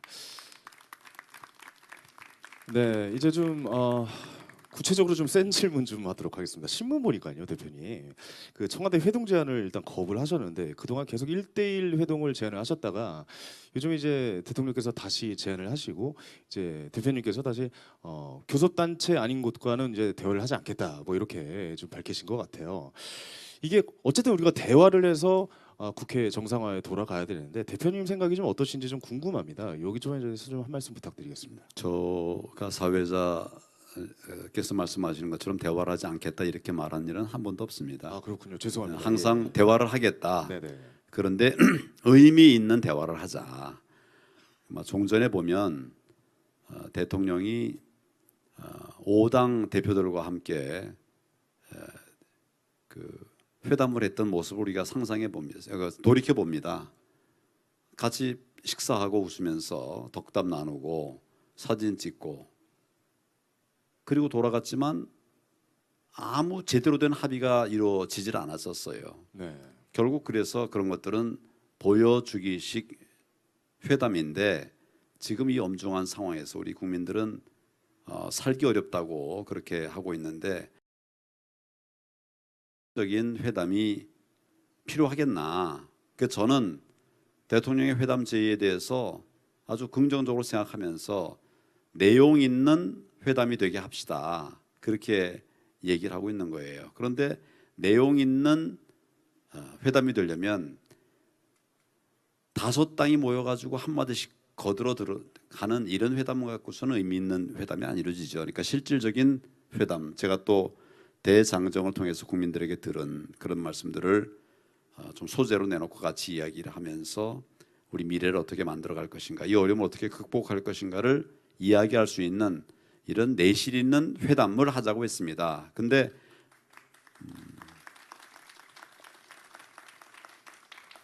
대통령과 청와대에서는 계속 오자회담을 하자고 하니까, 그래 그러면 이제 다자회담을 하는 거는 좋은데, 그렇지만 그러면 그 오자라는 건 또 어디서 나온 거냐?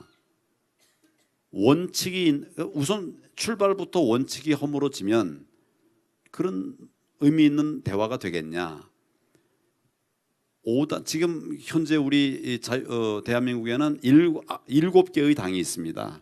네. 근데 그 중에 왜 5당만 뽑힌 것인지, 과거에는 2당이 합쳐서 하나의 교섭단체를 만든 일이 있었죠. 우리 국회법에 의하면 교섭단체라고 하는 공식 틀이 있습니다. 그러니까 그렇게 다당 회담을 원하신다면 선거법에 있는 교섭단체 대표와의 회동을 하시자. 난데없이 5당이 계속 이렇게 되니까 그 5당들이 지금 뭘 했습니까? 과거에 패스트트랙 무리하게 올린 바로 그 당들 아닙니까? 그렇게 해서 같이 모이는 것보다는 정말 원칙으로 돌아가서 3당 대표와의 회담 이후에 이제 단독 회담 그렇게 하면 좋겠다. 네네. 저희 의견은 그런 것입니다. 그렇다면 그 3당과는 언제든지 뭐 얘기가 내려온다면 언제든지 대화할 용의가 있으시다 이렇게 좀 받아들여도 되겠습니까? 지금까지 논의 네네. 과정에서는 그렇게 저희는 이야기를 하고 있습니다. 네, 알겠습니다. 자, 오늘 주제가 이제 환경 곱하기 2049 미래찾기예요. 사실 그 대표님께서 지내셨던 예전에 20대, 40대 때의 모습과 사실 지금 모습은 좀 많이 다릅니다. 그러니까 청년들이 더 많이 힘들어하고 취직도 더 많이 안 되고 좀 괴로워하는 일들을 종종 볼 수가 있는데 대표님이 생각하시기에는 뭐 대표님 겪은 2040 시절과 현실의 요즘 2040 세대가 처한 현실 이게 또 어떻게 다르고 또 어떻게 같은지 좀 이런 걸 좀 설명 부탁드릴 수 있을까요? 그 제일 큰 차이는 과거에는 취업을 하기가 어렵지 않았다. 그렇게 어렵진 않았죠. 예, 지금은 뭐 굉장히 많이 어려워서 그것 때문에 과거의 청년들은 미래를 보면서 앞으로 내가 어떤 인생을 설계해 가지 이런 그 좀 큰 그림을 그릴 수 있는 여유가 없지 않았는데 지금 청년들에게는 더 큰 꿈이 있고 더 잘 훈련됐음에도 불구하고 당장 눈앞에 다가오는 취업 문제 이런 것들이 굉장히 큰 어려움 같습니다. 그래서 저는 제가 지난 총리 시절에는 청년들에게 좀 더 많은 일자리를 주기 위한 이런 실질적인 방안들이 뭐냐 그런 것들을 많이 연구를 했었습니다. 그래서 실제로 일자리도 많이 만들고 고용이 많이 늘어났었죠. 목표 한 대로는 다 안 됐었지만 지금 청년들에게 제일 큰 출발점은 그런 것이 아니냐, 미래에 대한 불확실성 이런 것이 아닐까 생각합니다. 알겠습니다. 제가 좀 한 가지 여쭤보고 싶은 게 예전에는 그 뭐 YS DJ 시절 한번 생각해 보면은 뭐 40대 기술론 해가지고 그 정말 청년들의 그 정치 활동이 굉장히 좀 활발하게 이루어진 것 같기도 하는데 요즘 보면은 이 청년들을 대변할 만한 정치인이 과연 있을까? 뭐 이런 생각도 좀 들어요. 그들의 입장을 좀 대변해주는 국회의원도 좀 나와야 될 것 같고 뭐 이런 생각이 드는데 어떻습니까? 청년 시대의 이 정계 진출, 정치 진출 이것에 대해서 저 대표님의 생각은 어떠신지 좀 궁금하네요. 저는 사실은 과거에는 정치에 대해서 좀 무관심하다고 그럴까요? 큰 관심을 갖지 않았었는데 네네네. 오히려 제가 이제 국무총리 퇴임한 이후에 우리나라의 어려움을 보면서 정치를 해야 되겠다. 그리고 우리나라의 좀 좋은 젊은 세대들까지도 정치에 참여하는 것이 좋겠다. 네, 그런 생각을 하게 되었습니다. 그만큼 정치의 영역이 중요한 것이죠. 저희 자유한국당에서는 최근에 청년 대변인들을 모집을 했습니다. 청년 부대변인들을 모집을 했습니다. 그렇군요. 네. 예, 지금 아까 이제 여기도 참석한 분도 있는데 네. 또 청년들을 위한 다양한 정책들을 지금 마련해 가고 있습니다. 청년 대회도 하고 또 청년 세미나도 하고 네. 얼마 전에도 이제 그 청년 그 교육 프로그램 이런 것들을 이제 했습니다만은 좀 그 청년들이 역할을 할 수 있는 이런 정당들이 많이 나와야 된다는 생각을 합니다. 네네. 예, 저희는 표와 관계없이 저희들의 당의 미래를 위해서도 청년들이 더 많은 관심을 가져야 된다. 그래서 네. 요즘 이제 청년 친화 정당을 지향하자 네. 이렇게 하고 있습니다. 알겠습니다. 보다 더 청년들을 위한 많은 이 정계 진출의 발판을 좀 우리 또 대표님께서 만들어 주셨으면 좋겠다라고 좀 말씀을 드리고 싶습니다. 자, 지난 이제 18일 동안 민생투쟁 대장정을 진행을 하셨잖아요. 어떻게 보면 이런 대장정을 통해서 보수의 통합을 어느 정도 좀 이뤄가고 계시고 많은 국민들과 소통을 또 하고 오셨어요. 그 중에서 좀 저는 이렇게 좀 여쭤보고 싶습니다. 그 중에서 좀 가장 기억에 남는 분이 있다거나 이분과 대화했더니 뭔가 좀 가슴이 좀 울리는 일이 있었다. 뭐 이런 사례를 좀 말씀해 주실 수 있나요? 아주 감동적인 이런 사례보다는 아픈 사례들이 정말 많이 있었습니다. 네네. 어떤 연세 드신 분은 제 손을 잡고 그냥 말없이 막 우시는 거예요. 왜 우시는지 말도 못 하시는데 짐작이 그냥, 충분히 예, 갑니다. 네네. 너무 힘들다는 얘기였죠. 그러니까 제가 마음속에 남는 것은 참 그 훈훈하고 좋은 이런 기억보다는 힘들어하시고 울지 않을 수 없는 이런 그 오늘을 살아가시는 이분들 때문에 정말 마음이 아팠었습니다. 예. 그렇군요. 그렇게 직접 들어보니까 그들의 이제 울림이나 힘든 모습 이런 걸 직접 경험해보고 오셔서 더욱 더 마음이 좀 쓰이시지 않나요? 어떻습니까? 예, 그렇습니다. 예. 일정을 다 마쳤다는 후련함보다는 너무나 많은 어려움들을 내가 숙제로 받았다, 뭐 이런 생각을 하면서 마음이 많이 무거웠습니다. 알겠습니다.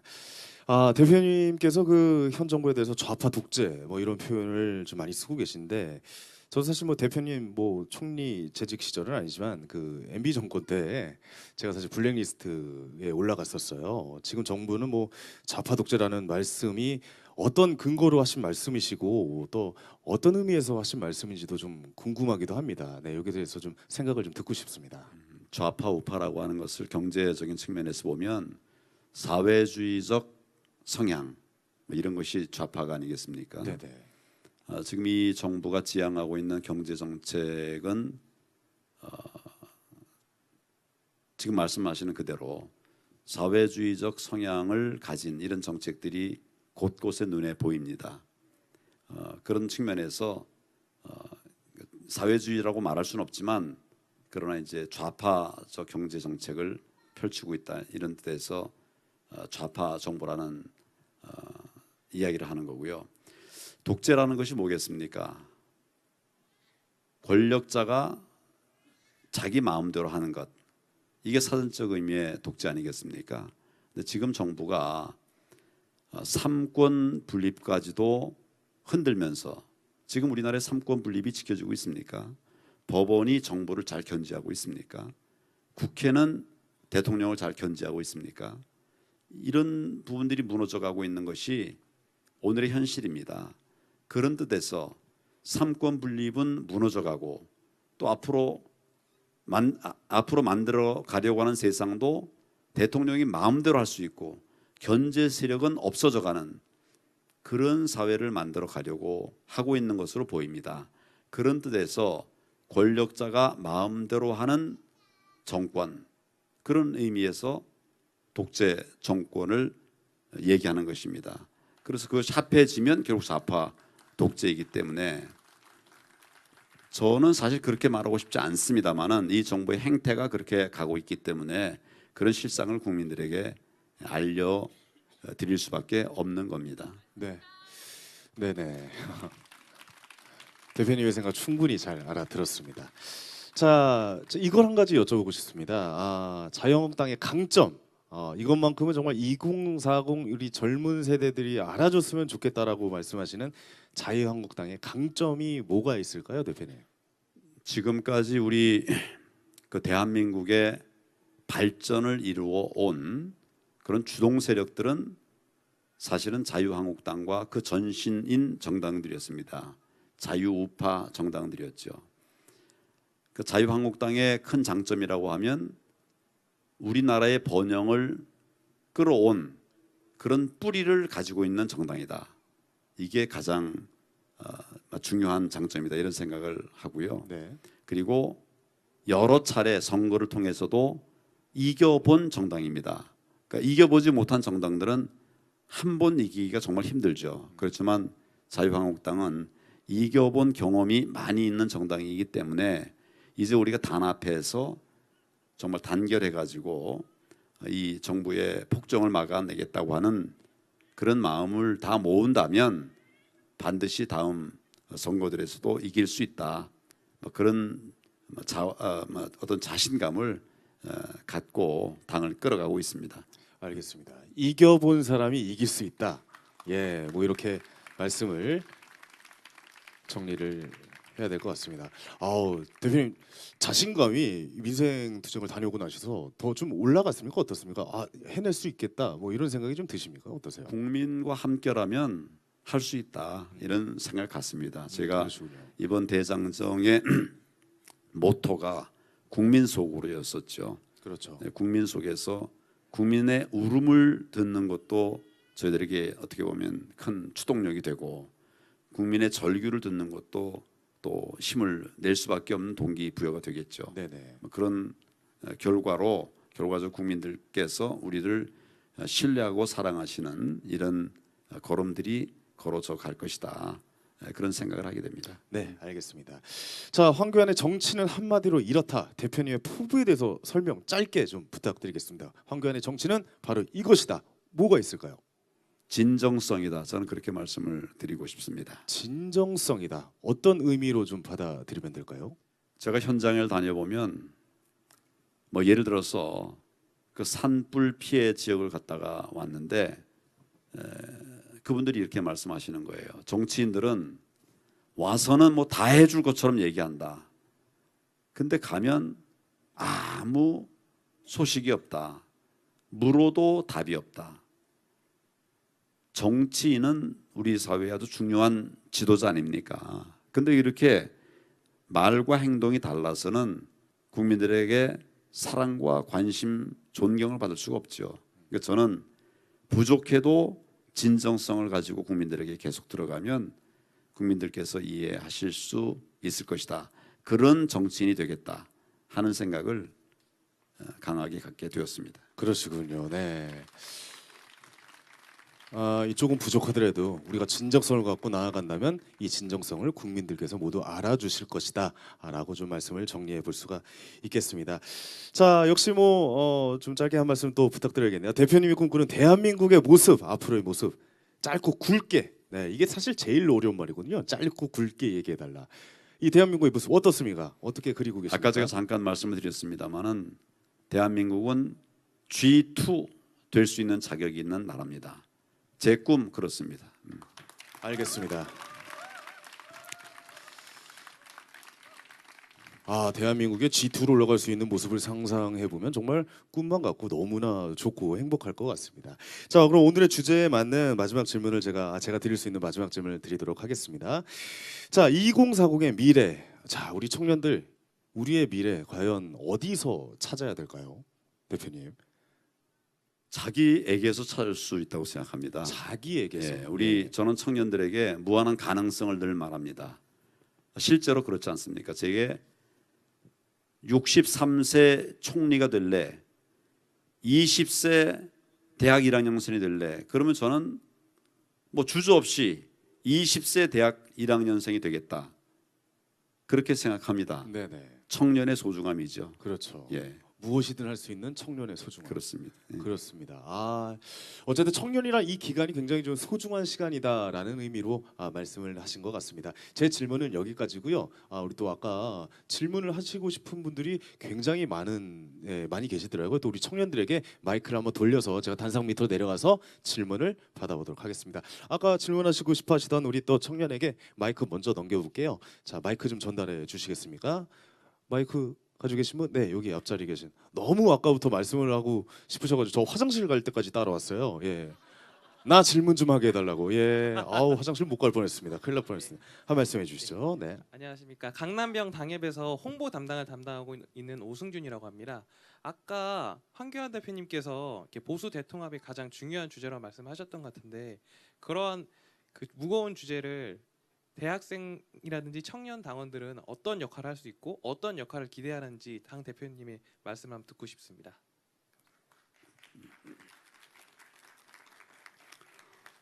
대통합은 리더만 하는 것은 아닙니다.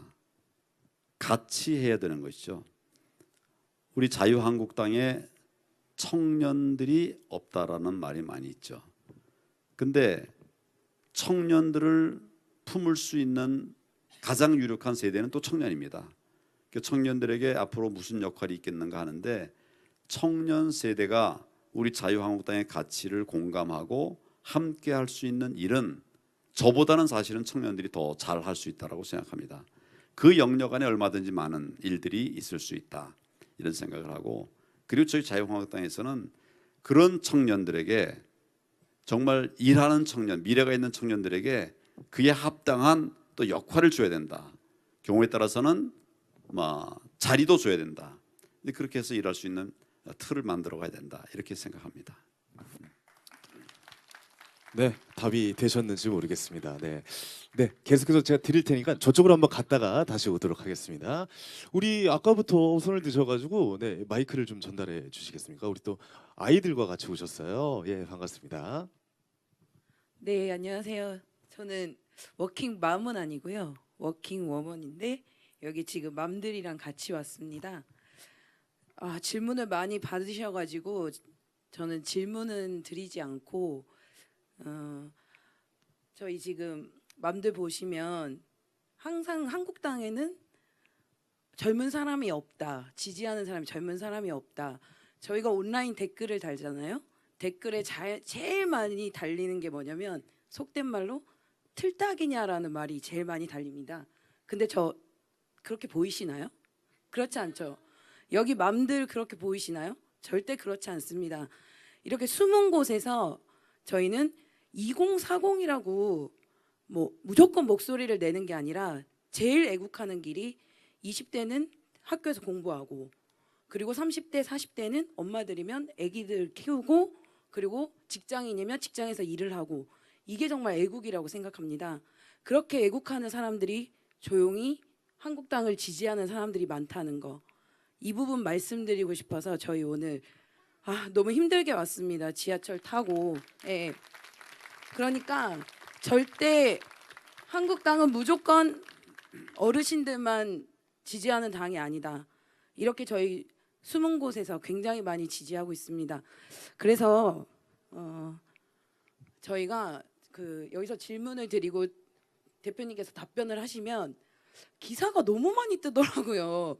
그래서 저희 질문은 여기다가 저희가 손글씨로 적어 왔습니다.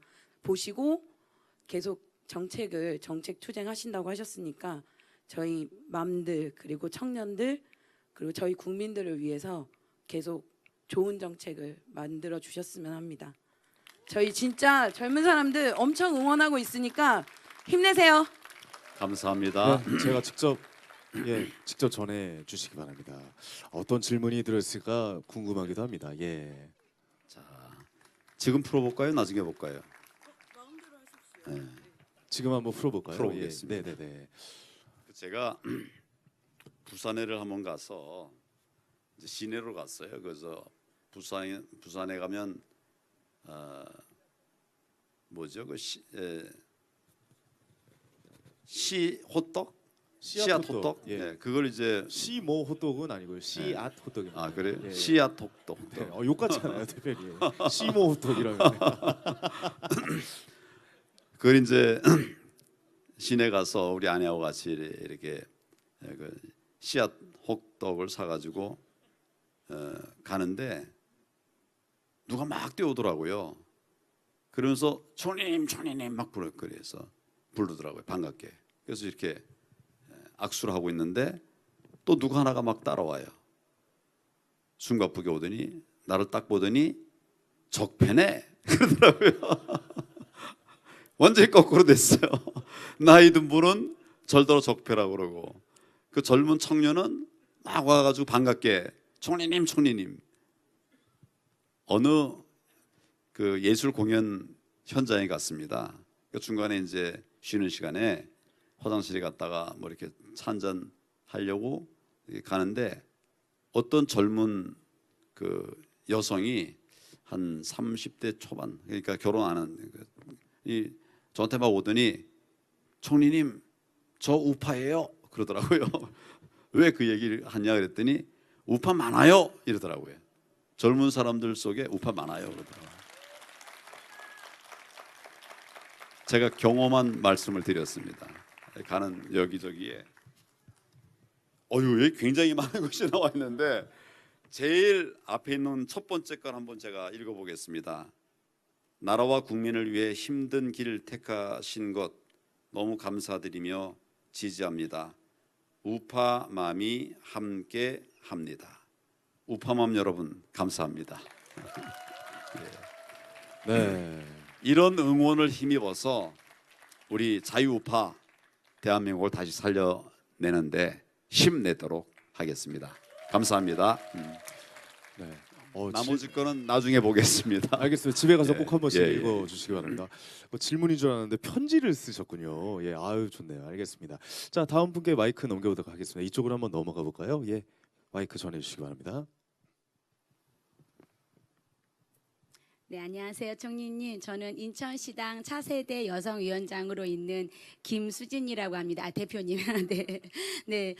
저는 지금 이제 SNS 활동이나 여러 시민단체 활동을 통해서 지금 현 정권의 지금 불합리함과 또 약간 무대뽀이고 정말 우리 대표님 말씀하시는 것처럼 독재를 하고 있는 부분들을 많이 알리고 있어요. 그래서 많은 분들이 지금 자유한국당을 응원하면서 깨어나고 있는 상태인데, 근데 또 한편으로는 우려가 또 이런 목소리들이 있으시더라고요. 저쪽 좌파 쪽의 사람들은 아스팔트에서 몇십 년 동안 고소 고발과 단련된 그런 사람들인데, 우리 자유한국당 같은 경우는 선비의 이미지이고 엘리트 같은 이미지를 가지신 의원님들께서 그 막무가내로 나오는 그쪽 사람들을 어떻게 이기실 수 있을까 하는 걱정과 염려되는 많은 그런 말씀들을 하시더라고요. 그래서 혹시 우리 대표님께서 앞으로 이 부분에 대해서 어떻게 대응하실 생각이 있으신지 궁금해서 여쭤봅니다. 네.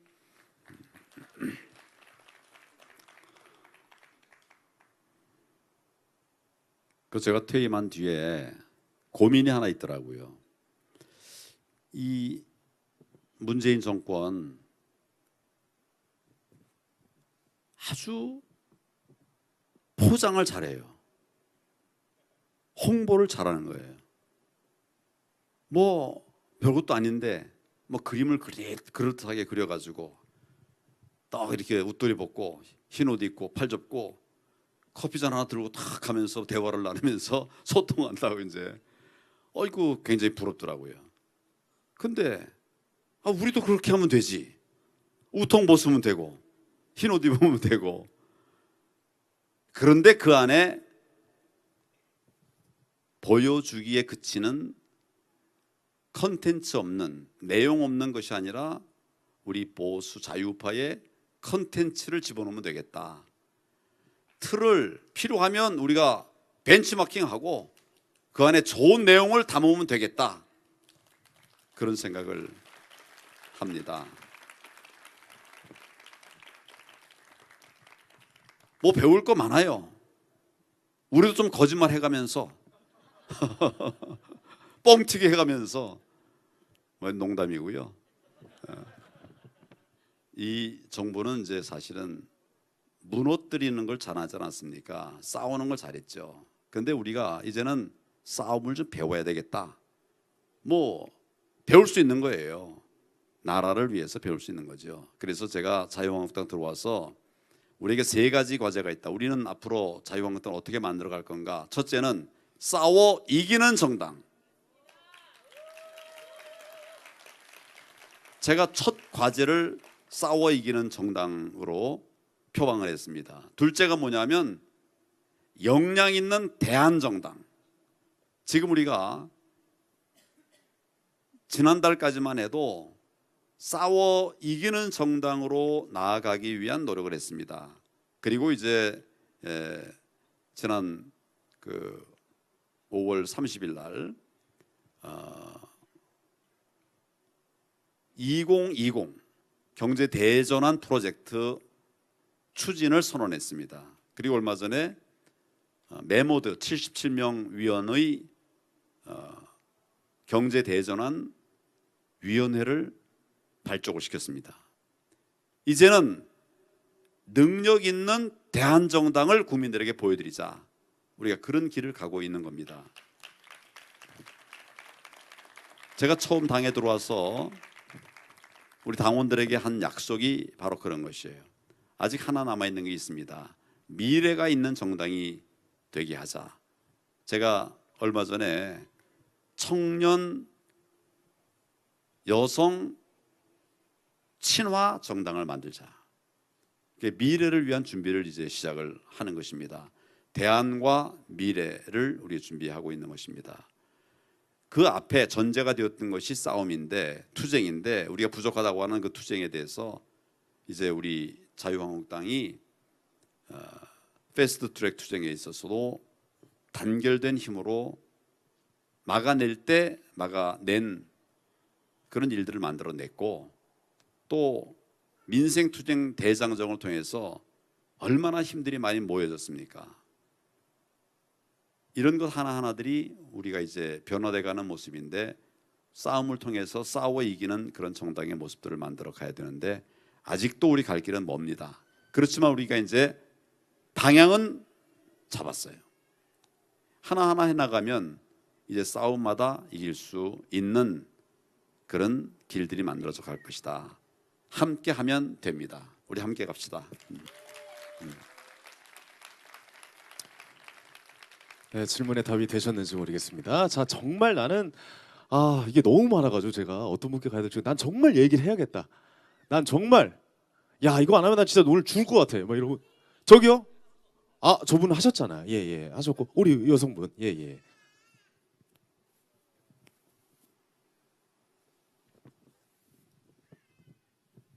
대표님 안녕하세요. 저는 스타트업을 이끌고 있는 강푸름이라고 합니다. 사실은 대표님이 권한대행으로 계셨을 때 제가 대통령직속 청년위원회에서 일꾼으로서 일을 했었는데요. 여기가 제 또 첫 번째 직장이기도 해요. 제 첫 번째 직장에서 마지막 직장 상사님을 뵈니 뭉클하기도 하고 감회가 새롭습니다. 아쉽게도 커다란 이슈로 기관이 갑작스럽게 문을 닫으면서 저는 황교안 대표님 그리고 박용호 위원장님과 언젠가 훗날 반드시 경제사절단으로 멋진 기업인으로서 성장해서 동행하고 싶다는 꿈을 가지고 열심히 밖에서 일을 하고 있습니다. 그렇게 굳은 다짐을 하고 이제는 기관의 일꾼이 아닌 작은 팀을 이끄는 여성 대표로서 고군분투를 하고 있는데요. 그러면서 느낀 점은 청년으로서 그리고 여성으로서 스타트해서 업하기가 굉장히 힘듦을 느낍니다. 대표님께서는 그러한 점을 잘 알고 계시고 또 여성 그리고 청년 친화적인 정당을 위해 애쓰고 계심을 저는 피부로 느껴서 매우 잘 알고 있습니다. 이제는 밀레니얼 핑크 바람을 일으키겠다 좋은 소식이 많이 들리고 있습니다. 그래서 저는 궁금합니다. 앞으로 대표님께서는 어떻게 저와 같은 여성 그리고 청년들에게 밀레니얼 바람을 핑크 바람을 일으켜 주실 수 있는지 구체적으로 조금 말씀해 주실 수 있을까요?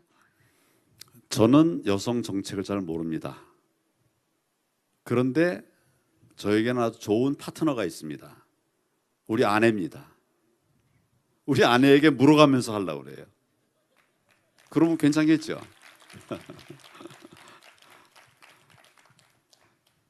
그리고 생각보다 많은 우리 자유우파의 여성 전문가들이 있더라고요. 청년 전문가들도 있고요. 그런데 드러내지 않은 분들이 많이 있어요. 그래서 구석구석 좀 그런 분들을 좀 찾아서 제가 사실은 이제 당에 들어온 이유 중에 하나도 아까 그 지금 질문한 우리 강푸름 젊은이는 제가 총리 직후에 총리를 마친 직후에 청년들과 함께 일을 해보자라고 이제 여기저기 이렇게 사람도 모으고 찾고 그럴 때 만난 젊은이에요. 그러니까 제가 이제 정치를 하게 됐기 때문에 청년을 찾아 나선 것이 아니라 그 이전부터 제가 어떤 청년들에 대한 관심을 가지고 청년들이 우리 자유우파의 중추가 돼야 되겠다, 큰 힘이 돼야 되겠다는 생각을 갖고 일을 하다가 이렇게 당에 들어오게 된 것인데 그런 하나의 이제 그 제 말이 허언이 아니라 하나의 실증이 된 것이 방금 질문한 우리 강푸름 젊은이인데 우리 젊은이들의 정책 또 우리 여성의 정책들에 관해서 정말 제가 퇴임한 이후에 한번 이렇게 청년 정책들이 몇 가지가 있나 이런 거 한번 찾아봤어요. 한 100여 가지의 정책들이 있더라고요. 근데 우리 실제로 피부로 느끼는 것은 훨씬 못하지 않습니까? 그래서 새로움을 찾을 필요도 없고 이미 우리가 얘기했는데 말로 그친 것들만 다시 꺼내내서 그걸 구체화하기만 해도 청년 정책, 여성 정책이 정말 많이 바뀔 수 있다. 그런 생각을 하게 됩니다. 하나의 방향성을 얘기하라고 한다면 이미 있었던 많은 노력들 거기에 장점들을 찾아서 그걸 함께 가지고 미래로 가면 길이 보일 수 있다. 그런 말씀을 드립니다. 알겠습니다. 네. 아까 그 얘기는 굉장히 좀 인상에 남네요. 아내에게 물어보면서 배워가면서 하겠다. 이건 좀 가슴을 울리는 좀 말이었던 것 같습니다. 예. 뭐 진짜 우리 물어보실 거죠? 예. 우리 아내에게 제가 어떤 영역에 있어서 같이 상의를 하고 상담을 해도 되는 네, 뭐 그런 파트너입니다. 그러시군요. 예. 앞으로 여성 정책이 어떻게 나올지 기대해 보도록 하겠습니다, 대표님. 네, 저도 저희 아내에게 좀 많이 물어봐야 될 것 같습니다. 아내가 이 네. 방송으로 본다면 굉장히 부담을 많이 가질 것 같아요. 그렇습니다. 여러분 모두에 대한 약속입니다. 알겠습니다. 자, 대표님이 어떠십니까? 사실 저희가 예정된 시간은 이제 사실 오버가 됐어요. 지나가긴 했는데 많은 분들이 좀 계속 좀 궁금해하시고 질문에 하고 싶어 하시는데 조금 더 진행을 할까요? 아니면 마무리를 할까요? 뭐 조금 더 진행을 조금 더 진행을 하고 해볼까요? 바쁘신 분들은 먼저 가시고. 네, 그 안녕히 계십시오. 예. 예, 농담 제가 가면 안 되겠죠. 여러분 다 가시고 제일 마지막에 할 겁니다. 자, 그럼 질문도 계속 받도록 하겠습니다. 우리 남성분이 계속 아까부터 손을 드신 것 같아요, 그죠? 예, 저 마이크 주시기 바랍니다. 네, 첫 번째부터 들었는데 드디어 이렇게 마이크를 잡네요. 아까 대표님한테 인사드렸던 방금 청년 부대변인으로 임명되었다는 사실을 안 임승호라고 합니다. 제가 임승호라고 하고 제가 자유한국당의 청년 정책들 그리고 청년 정치들을 보면서 황교안 대표님이 자유한국당에 들어오시기 전부터 굉장히 청년들에 대한 관심이 많다는 것은 상당히 많이 느꼈습니다. 그리고 또 오늘 이 자리를 보면서도 상당히 고무적인 것 같습니다. 하지만 제가 조금은 아픈 말일 수도 있겠지만 이 한국당의 지금의 어떤 청년 정치들을 보면 조금은 여전히 청년들에 대한 인식이 바뀌지 못했다라는 생각도 좀 드는 것 같습니다. 제가 주위의 청년 대학생 친구들 또 주위의 청년 유튜버들을 보면 한결같이 이런 말을 합니다. 물론 오해일 수도 있겠지만 한국당은 청년들을 소위 말해서 뭐 속된 말로 병풍을 세운다, 동원한다 이런 식의 말을 많이 하더라고요. 그래서 저도 한국당에 있던 청년 행사들을 보면 최근에도 뭐 대학생을 청년들을 굉장히 많이 동원한다든지 이런 행사들도 있는 것 같습니다. 오늘 이 자리는 굉장히 지나가던 시민분들이 자연스럽게 참여하는 것 같아서 굉장히 고무적인 것 같은데 아직도 한국당에는 청년들을 대거 동원해서 이런 정책들이 있지 않나라는 생각을 합니다. 그래서 황교안 대표님이 아까 말씀하신 것처럼 이러한 어떤 청년 정치의 진정한 개혁을 위해서라면 오늘부터라도 이 청년 정치에 대해서 청년을 대거 동원해서 한국당에서 이렇게 새를 보여주는 식의 청년 행사들은 지양하고 저는 개인적으로 여의도 안에 한국당 안에 청년들을 1000명 만나는 것보다 여의도 밖에 한국당 밖에 청년들 1명을 만나는 것이 지금 더 중요한 일이라고 생각합니다. 그래서 오늘부로 이 황교안 대표님께서 네 감사합니다. 황교안 대표님께서 이런 어떤 청년 동원 형식의 어떤 그런 행사들에 대해서는 좀 금지령을 내려주시고 지금 이 자리처럼 이 한국당 밖의 청년들, 여의도 밖의 청년들 한 명 한 명을 찾아가서 우리의 마음을 전달하는 그런 행사들이 있었으면 좋겠다는 마음에서 계속 이렇게 손을 드렸습니다. 감사합니다. 아주 굉장히 좋은 의견입니다. 그런 당이 되었으면 좋겠죠. 그런데 지금은 제가 볼 때는 좀 생각을 달리합니다. 마중물이 필요합니다. 물을 끌어올리려고 그러면 끌어올릴 수 있는 마중물이 필요하지 않습니까? 지금 그 마중물들이 우리에게 아직 부족해요. 그 선구자가 필요합니다. 청년들이 아무도 없는데 밖에 나가서 야 나하고 같이 한번 얘기해보자. 기겁을 하고 도망갈 거예요. 근데 청년하고 같이 가면 좀 얘기가 달라지죠. 그런 면에서 우리 아마 청년이 부족한 현재의 자유한국당의 청년으로 일하고 있는 여러분들은 어떻게 보면 파이어니어, 선구자의 역할을 좀 하셔야 될 것 같다. 그러나 저는 그보다 더 큰 문제는 청년들을 말 그대로 전 뭐 동원할 생각은 전혀 없어요. 그렇지만 가급적 권유해서 청년들이 마중물 역할을 해달라. 그런 이야기는 당분간 더 드리고 싶습니다. 그런데 그렇게 더 지금까지 문제 중에 하나로 생각하는 것은 그렇게 일하게 한 뒤에는 그 다음에는 그냥 챙기지 않고 팽개쳐 버리고 만다. 이런 이야기들이 많이 있더라고요. 지금 이제 우리 청년 부대변인을 뽑았는데 그것은 그냥 한번 써보고 버리는 그런 자리가 아니죠. 청년 부대변인으로 임명을 하는 그런 자리입니다. 그러니까 지속성이 있다는 이런 얘기가 되는 것이죠. 그러니까 우리가 지금은 여러 가지 부족해서 청년들의 도움이 좀 필요합니다. 그런 면에 이제 협조 요청을 하는 것은 부득이하다. 그런데 동원하는 것은 안 된다. 그런 입장은 분명하게 제가 천명을 하겠습니다. 동원하는 것이 아니라 설명을 해서 같이 공감을 해서 오게 하는 그런 역할들은 박수가 오래 가는 거 보니까 아마 제 말이 맞는 것 같으네요. 그렇게 해서 좀 청년들이 많이 이렇게 모여지고 또 서로 힘이 되면 뭐 숯불이라고 하는 거는 숯줄 하나 이렇게 밖에 놓으면 그냥 꺼져버리지 않습니까? 근데 옆에 숯들을 모아가지고 좀 이렇게 모아놓으면 이제 자생력이 생기죠. 스스로 불붙는 자생력이 생기겠죠. 근데 거기에 이르면 우린 정말 행복한 당이 될 것입니다. 우리의 목표는 그런 자생력으로 서로 불들이 서로를 태워주는 이런 당이 될 수 있도록 노력을 하겠습니다. 그 과정에서 혹시 청년 여러분들이 볼 때 좀 미흡한 점이 있더라도 제가 지금 말씀드린 그런 취지를 이해해 주시고 조금 우리 같이 한번 선구자가 돼보자, 그렇게 해주시면 고맙겠습니다. 네, 아주 좋은 의견이었던 것 같습니다. 예, 이 자발적으로 와서 그분들의 의견과 입을 들어야, 말을 들어야지. 이렇게 저 아시죠? 이렇게 동원하면 티 나는 거. 예. 티 팍 나요. 예. 제가 얼마 전에 그 스탠드업 코미디를 한번 했는데 여러분 무료로 초대하겠습니다 할 때 몇 명 왔을 것 같아요? 3명밖에 안 옵니다. 예.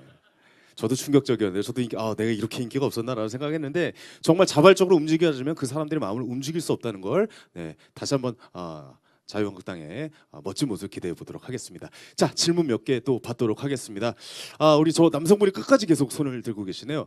네, 서 계신 분, 네, 예, 아까 질문하셔가지고 마이크 드리도록 하겠습니다. 네. 저희 자유우파는 지금 이제 황교안 대표님을 구심점으로 지금 많이 단결이 되어 있다고 생각합니다. 그리고 아까 대표님께서 저희 정당은 싸워서 이기는 정당이 되겠다라고 말씀하셨는데 당장 우리가 이제 싸워서 이겨야 될 싸움이 하나 있습니다. 내년에 총선이 있잖아요. 총선에서 이제 우리 정당이 다수석을 확보하는 게 이제 아무래도 좋을 것 같은데, 좋을 것 같은 게 아니라 좋죠. 저희 정당이 다수당을 차지를 해야 자유우파의 이런 이제 정책을 이제 뭐 국정을 운영할 수 있고 입법도 할 수 있고, 그런데 일단은 저희 우파 사상을 가진 사람들은 많이 단결이 돼 있다고 생각합니다. 근데 기존 지지자들만을 품어서는 총선에서는 이길 수가 없어요. 이제 지금 보면은 제 친구들 중에서는 민주당을 지지했던 친구들이 있어요. 근데 지금은 문재인 정권이 들어서고 지금 2년이 지났는데 문재인 정권에 실망을 해서 문재인 정권을 이제는 욕하는 입장으로 이제 바뀌었더라고요. 그래서 제가 물어봐요, 그 친구들한테. 그러면은 총선 때 자유한국당을 뽑아줄 거냐? 이런 식으로 질문을 하면은 그래도 자유한국당은 뽑기 싫다, 이런 식으로 대답이 돌아와요. 이미 이제 우파 사람들은 자유한국당으로 뭉쳐져 있어요. 근데 이런 이제 문재인 정권에 실망한 사람들은 아직도 자유한국당에 표를 주기 싫다라고 하는 사람들이 많더라고요. 저희 아버지도, 저희는 저랑 반대로 민주당 지지자인데 우리 아버지도 지금은 문재인 정권을 욕하고 있어요. 그런데도 자유한국당에는 표를 안 줄 거다, 이렇게 말씀하시고 계시거든요. 이런 사람들을 이제 저희 자유한국당으로 마음을 움직이도록 하는 행보를 이제 이런 거를 해야 총선에서 승리를 할 수 있다고 생각하는데, 우리 대표님께서는 이런 이제 중도층에 머물고 계시는 분들, 그리고 문재인 정권에 실망한 사람들을 우리 자유한국당으로 이제 마음이 올 수 있도록 어떻게 이제 자유한국당에서는 어떤 대안을 제시하고 이제 앞으로 행동을 해갈 건지, 이 질문을 드리고 싶습니다. 제가 답을 안 해도 질문 자체가 큰 박수를 받고 있네요. 답이 다 된 거 아니에요. 저는 그렇게 생각을 합니다. 우선은 통합이 필요하다. 우리의 하나됨이 필요하다. 단합해서 뭉치는 것이 필요하다. 뭉치지 않으면 끌어들일 수도 없죠. 우리가 뭉쳐 있어야 옆에 주변에 붙어 있는 그 다른 물결들을 또 끌어올 수 있는 것이죠. 그러니까 지금 제가 초기에 진행해 온 것은 우리가 통합과 단합을 이루자, 하나 되자, 뭐 이런 측면이 있었습니다. 그러나 우리 청년이 말씀하신 대로 이 30 몇 프로의 그 어떻게 보면 콘크리트 지지 세력 이 부분만 갖고서는 안 되는 것이죠. 넓혀야 되는 것이죠. 근데 이기기 위해서 사람을 끌어오는 이런 정책은 끌어올 수 없는 정책입니다. 저는 우리 중도라고 하는 분들의 마음속으로 우리가 스며 들어가야 된다. 그런 생각을 합니다. 국민 속으로 들어가야 되고요. 오라고 끌어당겨봐야 오지 않죠. 스며 들어가는 노력, 이게 우선 출발점이 되어야 될 것 같고요. 저는 저를 거부하는 곳이라 하더라도 찾아가고 스며 들어가기 위한 노력을 하겠습니다. 그리고 우리 같이 다 그렇게 하면 됩니다. 그리고 또 한 가지는 신뢰를 얻는 것이 필요하다고 봅니다. 그러니까 당의 지도부가 무엇을 해도 저것은 이것을 위한 전략적인 움직임이다. 그렇게 신뢰해 주지 않으면 움직일 수가 없죠. 통합을 위해서 어떤 노력을 할 때 본인의 생각하고 안 맞아도 그래, 저 더 큰 승리를 위해서 지금 이런 움직임을 갖고 있는 것이다. 신뢰해주고 따라오면 이제 외연이 넓어지겠죠. 그런데 신뢰하지 못하고 자꾸 의심을 하고 지도부가 하는 일에 대해서 이러니 저러니 다른 공격을 해대면 이제 더 못 나가는 것이죠. 그래서 저는 중요한 것은 우리 지도부와 또 자유한국당 당원들이 정말 마음으로 신뢰하고 서로 믿고 하나 되는 것, 이게 또 다른 통합의 출발점이다. 승리의 출발점이다. 이렇게 생각합니다. 중도에 있는 사람들을 끌어올려고 하는 것보다는 우리가 안으로 같이 스며 들어가야 되는데, 그런 것에 대해서 전략적으로 맞냐, 타협적이지 않냐, 뭐 비겁하지 않냐, 이런 얘기들을 자꾸 이제 하게 되면 스며 들어가기가 어려워지겠죠. 그래서 저는 지금 제가 그런 얘기를 크게 하진 않았는데, 지도부 또 우리 자유한국당을 그동안 이제 앞에서 끌어온 그분들을 믿어 주셔야 합니다. 왜 우리가 이것을 하는가에 대해서 이를테면 이제 다른 의견들이 있을 수 있죠. 그러면 그런 의견들은 잘 전달을 해서 또 참고하도록 이렇게 하지만, 그걸 공격해내기 시작하면 이제 앞으로 나가는 일이 굉장히 힘들어집니다. 그래서 스며 들어가되 우리가 서로 신뢰하고, 이게 정말 뭉치는 것이죠. 그리고 이제 정말 우리 당 밖을 향해서는 혁신을 해나가야 되겠죠. 너무나 잘들 아시고 계시니까 더 말씀 안 드려도 됩니다. 혁신의 한 틀은 내려놓음입니다. 우리를 포기하는 모습들이 무엇이든지 나와야 되겠죠. 그런 것들을 언제 할 것인가에 대해서도 저희들을 지도부를 믿어주시면 적절한 때에 가장 효과적인 그런 내려놓음의 정책들이 일어나지 않을까, 이런 생각을 합니다. 그리고 이 모든 것 바탕에는 역시 정책이죠. 말보다도 더 중요한 것은 준비된 정책이라고 생각합니다. 지금 저희 자유한국당은 그 정책을 만들어가기 위한 행보를 지금 내딛기 시작했습니다. 몇 달 안에 가급적 빨리 이 국민들에게 보여드릴 정책을 만들어 가서, 그 중에는 청년 정책들, 여성 정책들, 중도를 향한 정책들도 담겨져 있을 것입니다. 같이 다 신뢰하고 지혜를 모아간다고 하면 조금 시간이 걸리긴 하겠지만, 중도에 계시는 이런 분들과 함께할 수 있는 그런 기회가 올 것이다. 이런 말씀을 드리겠습니다.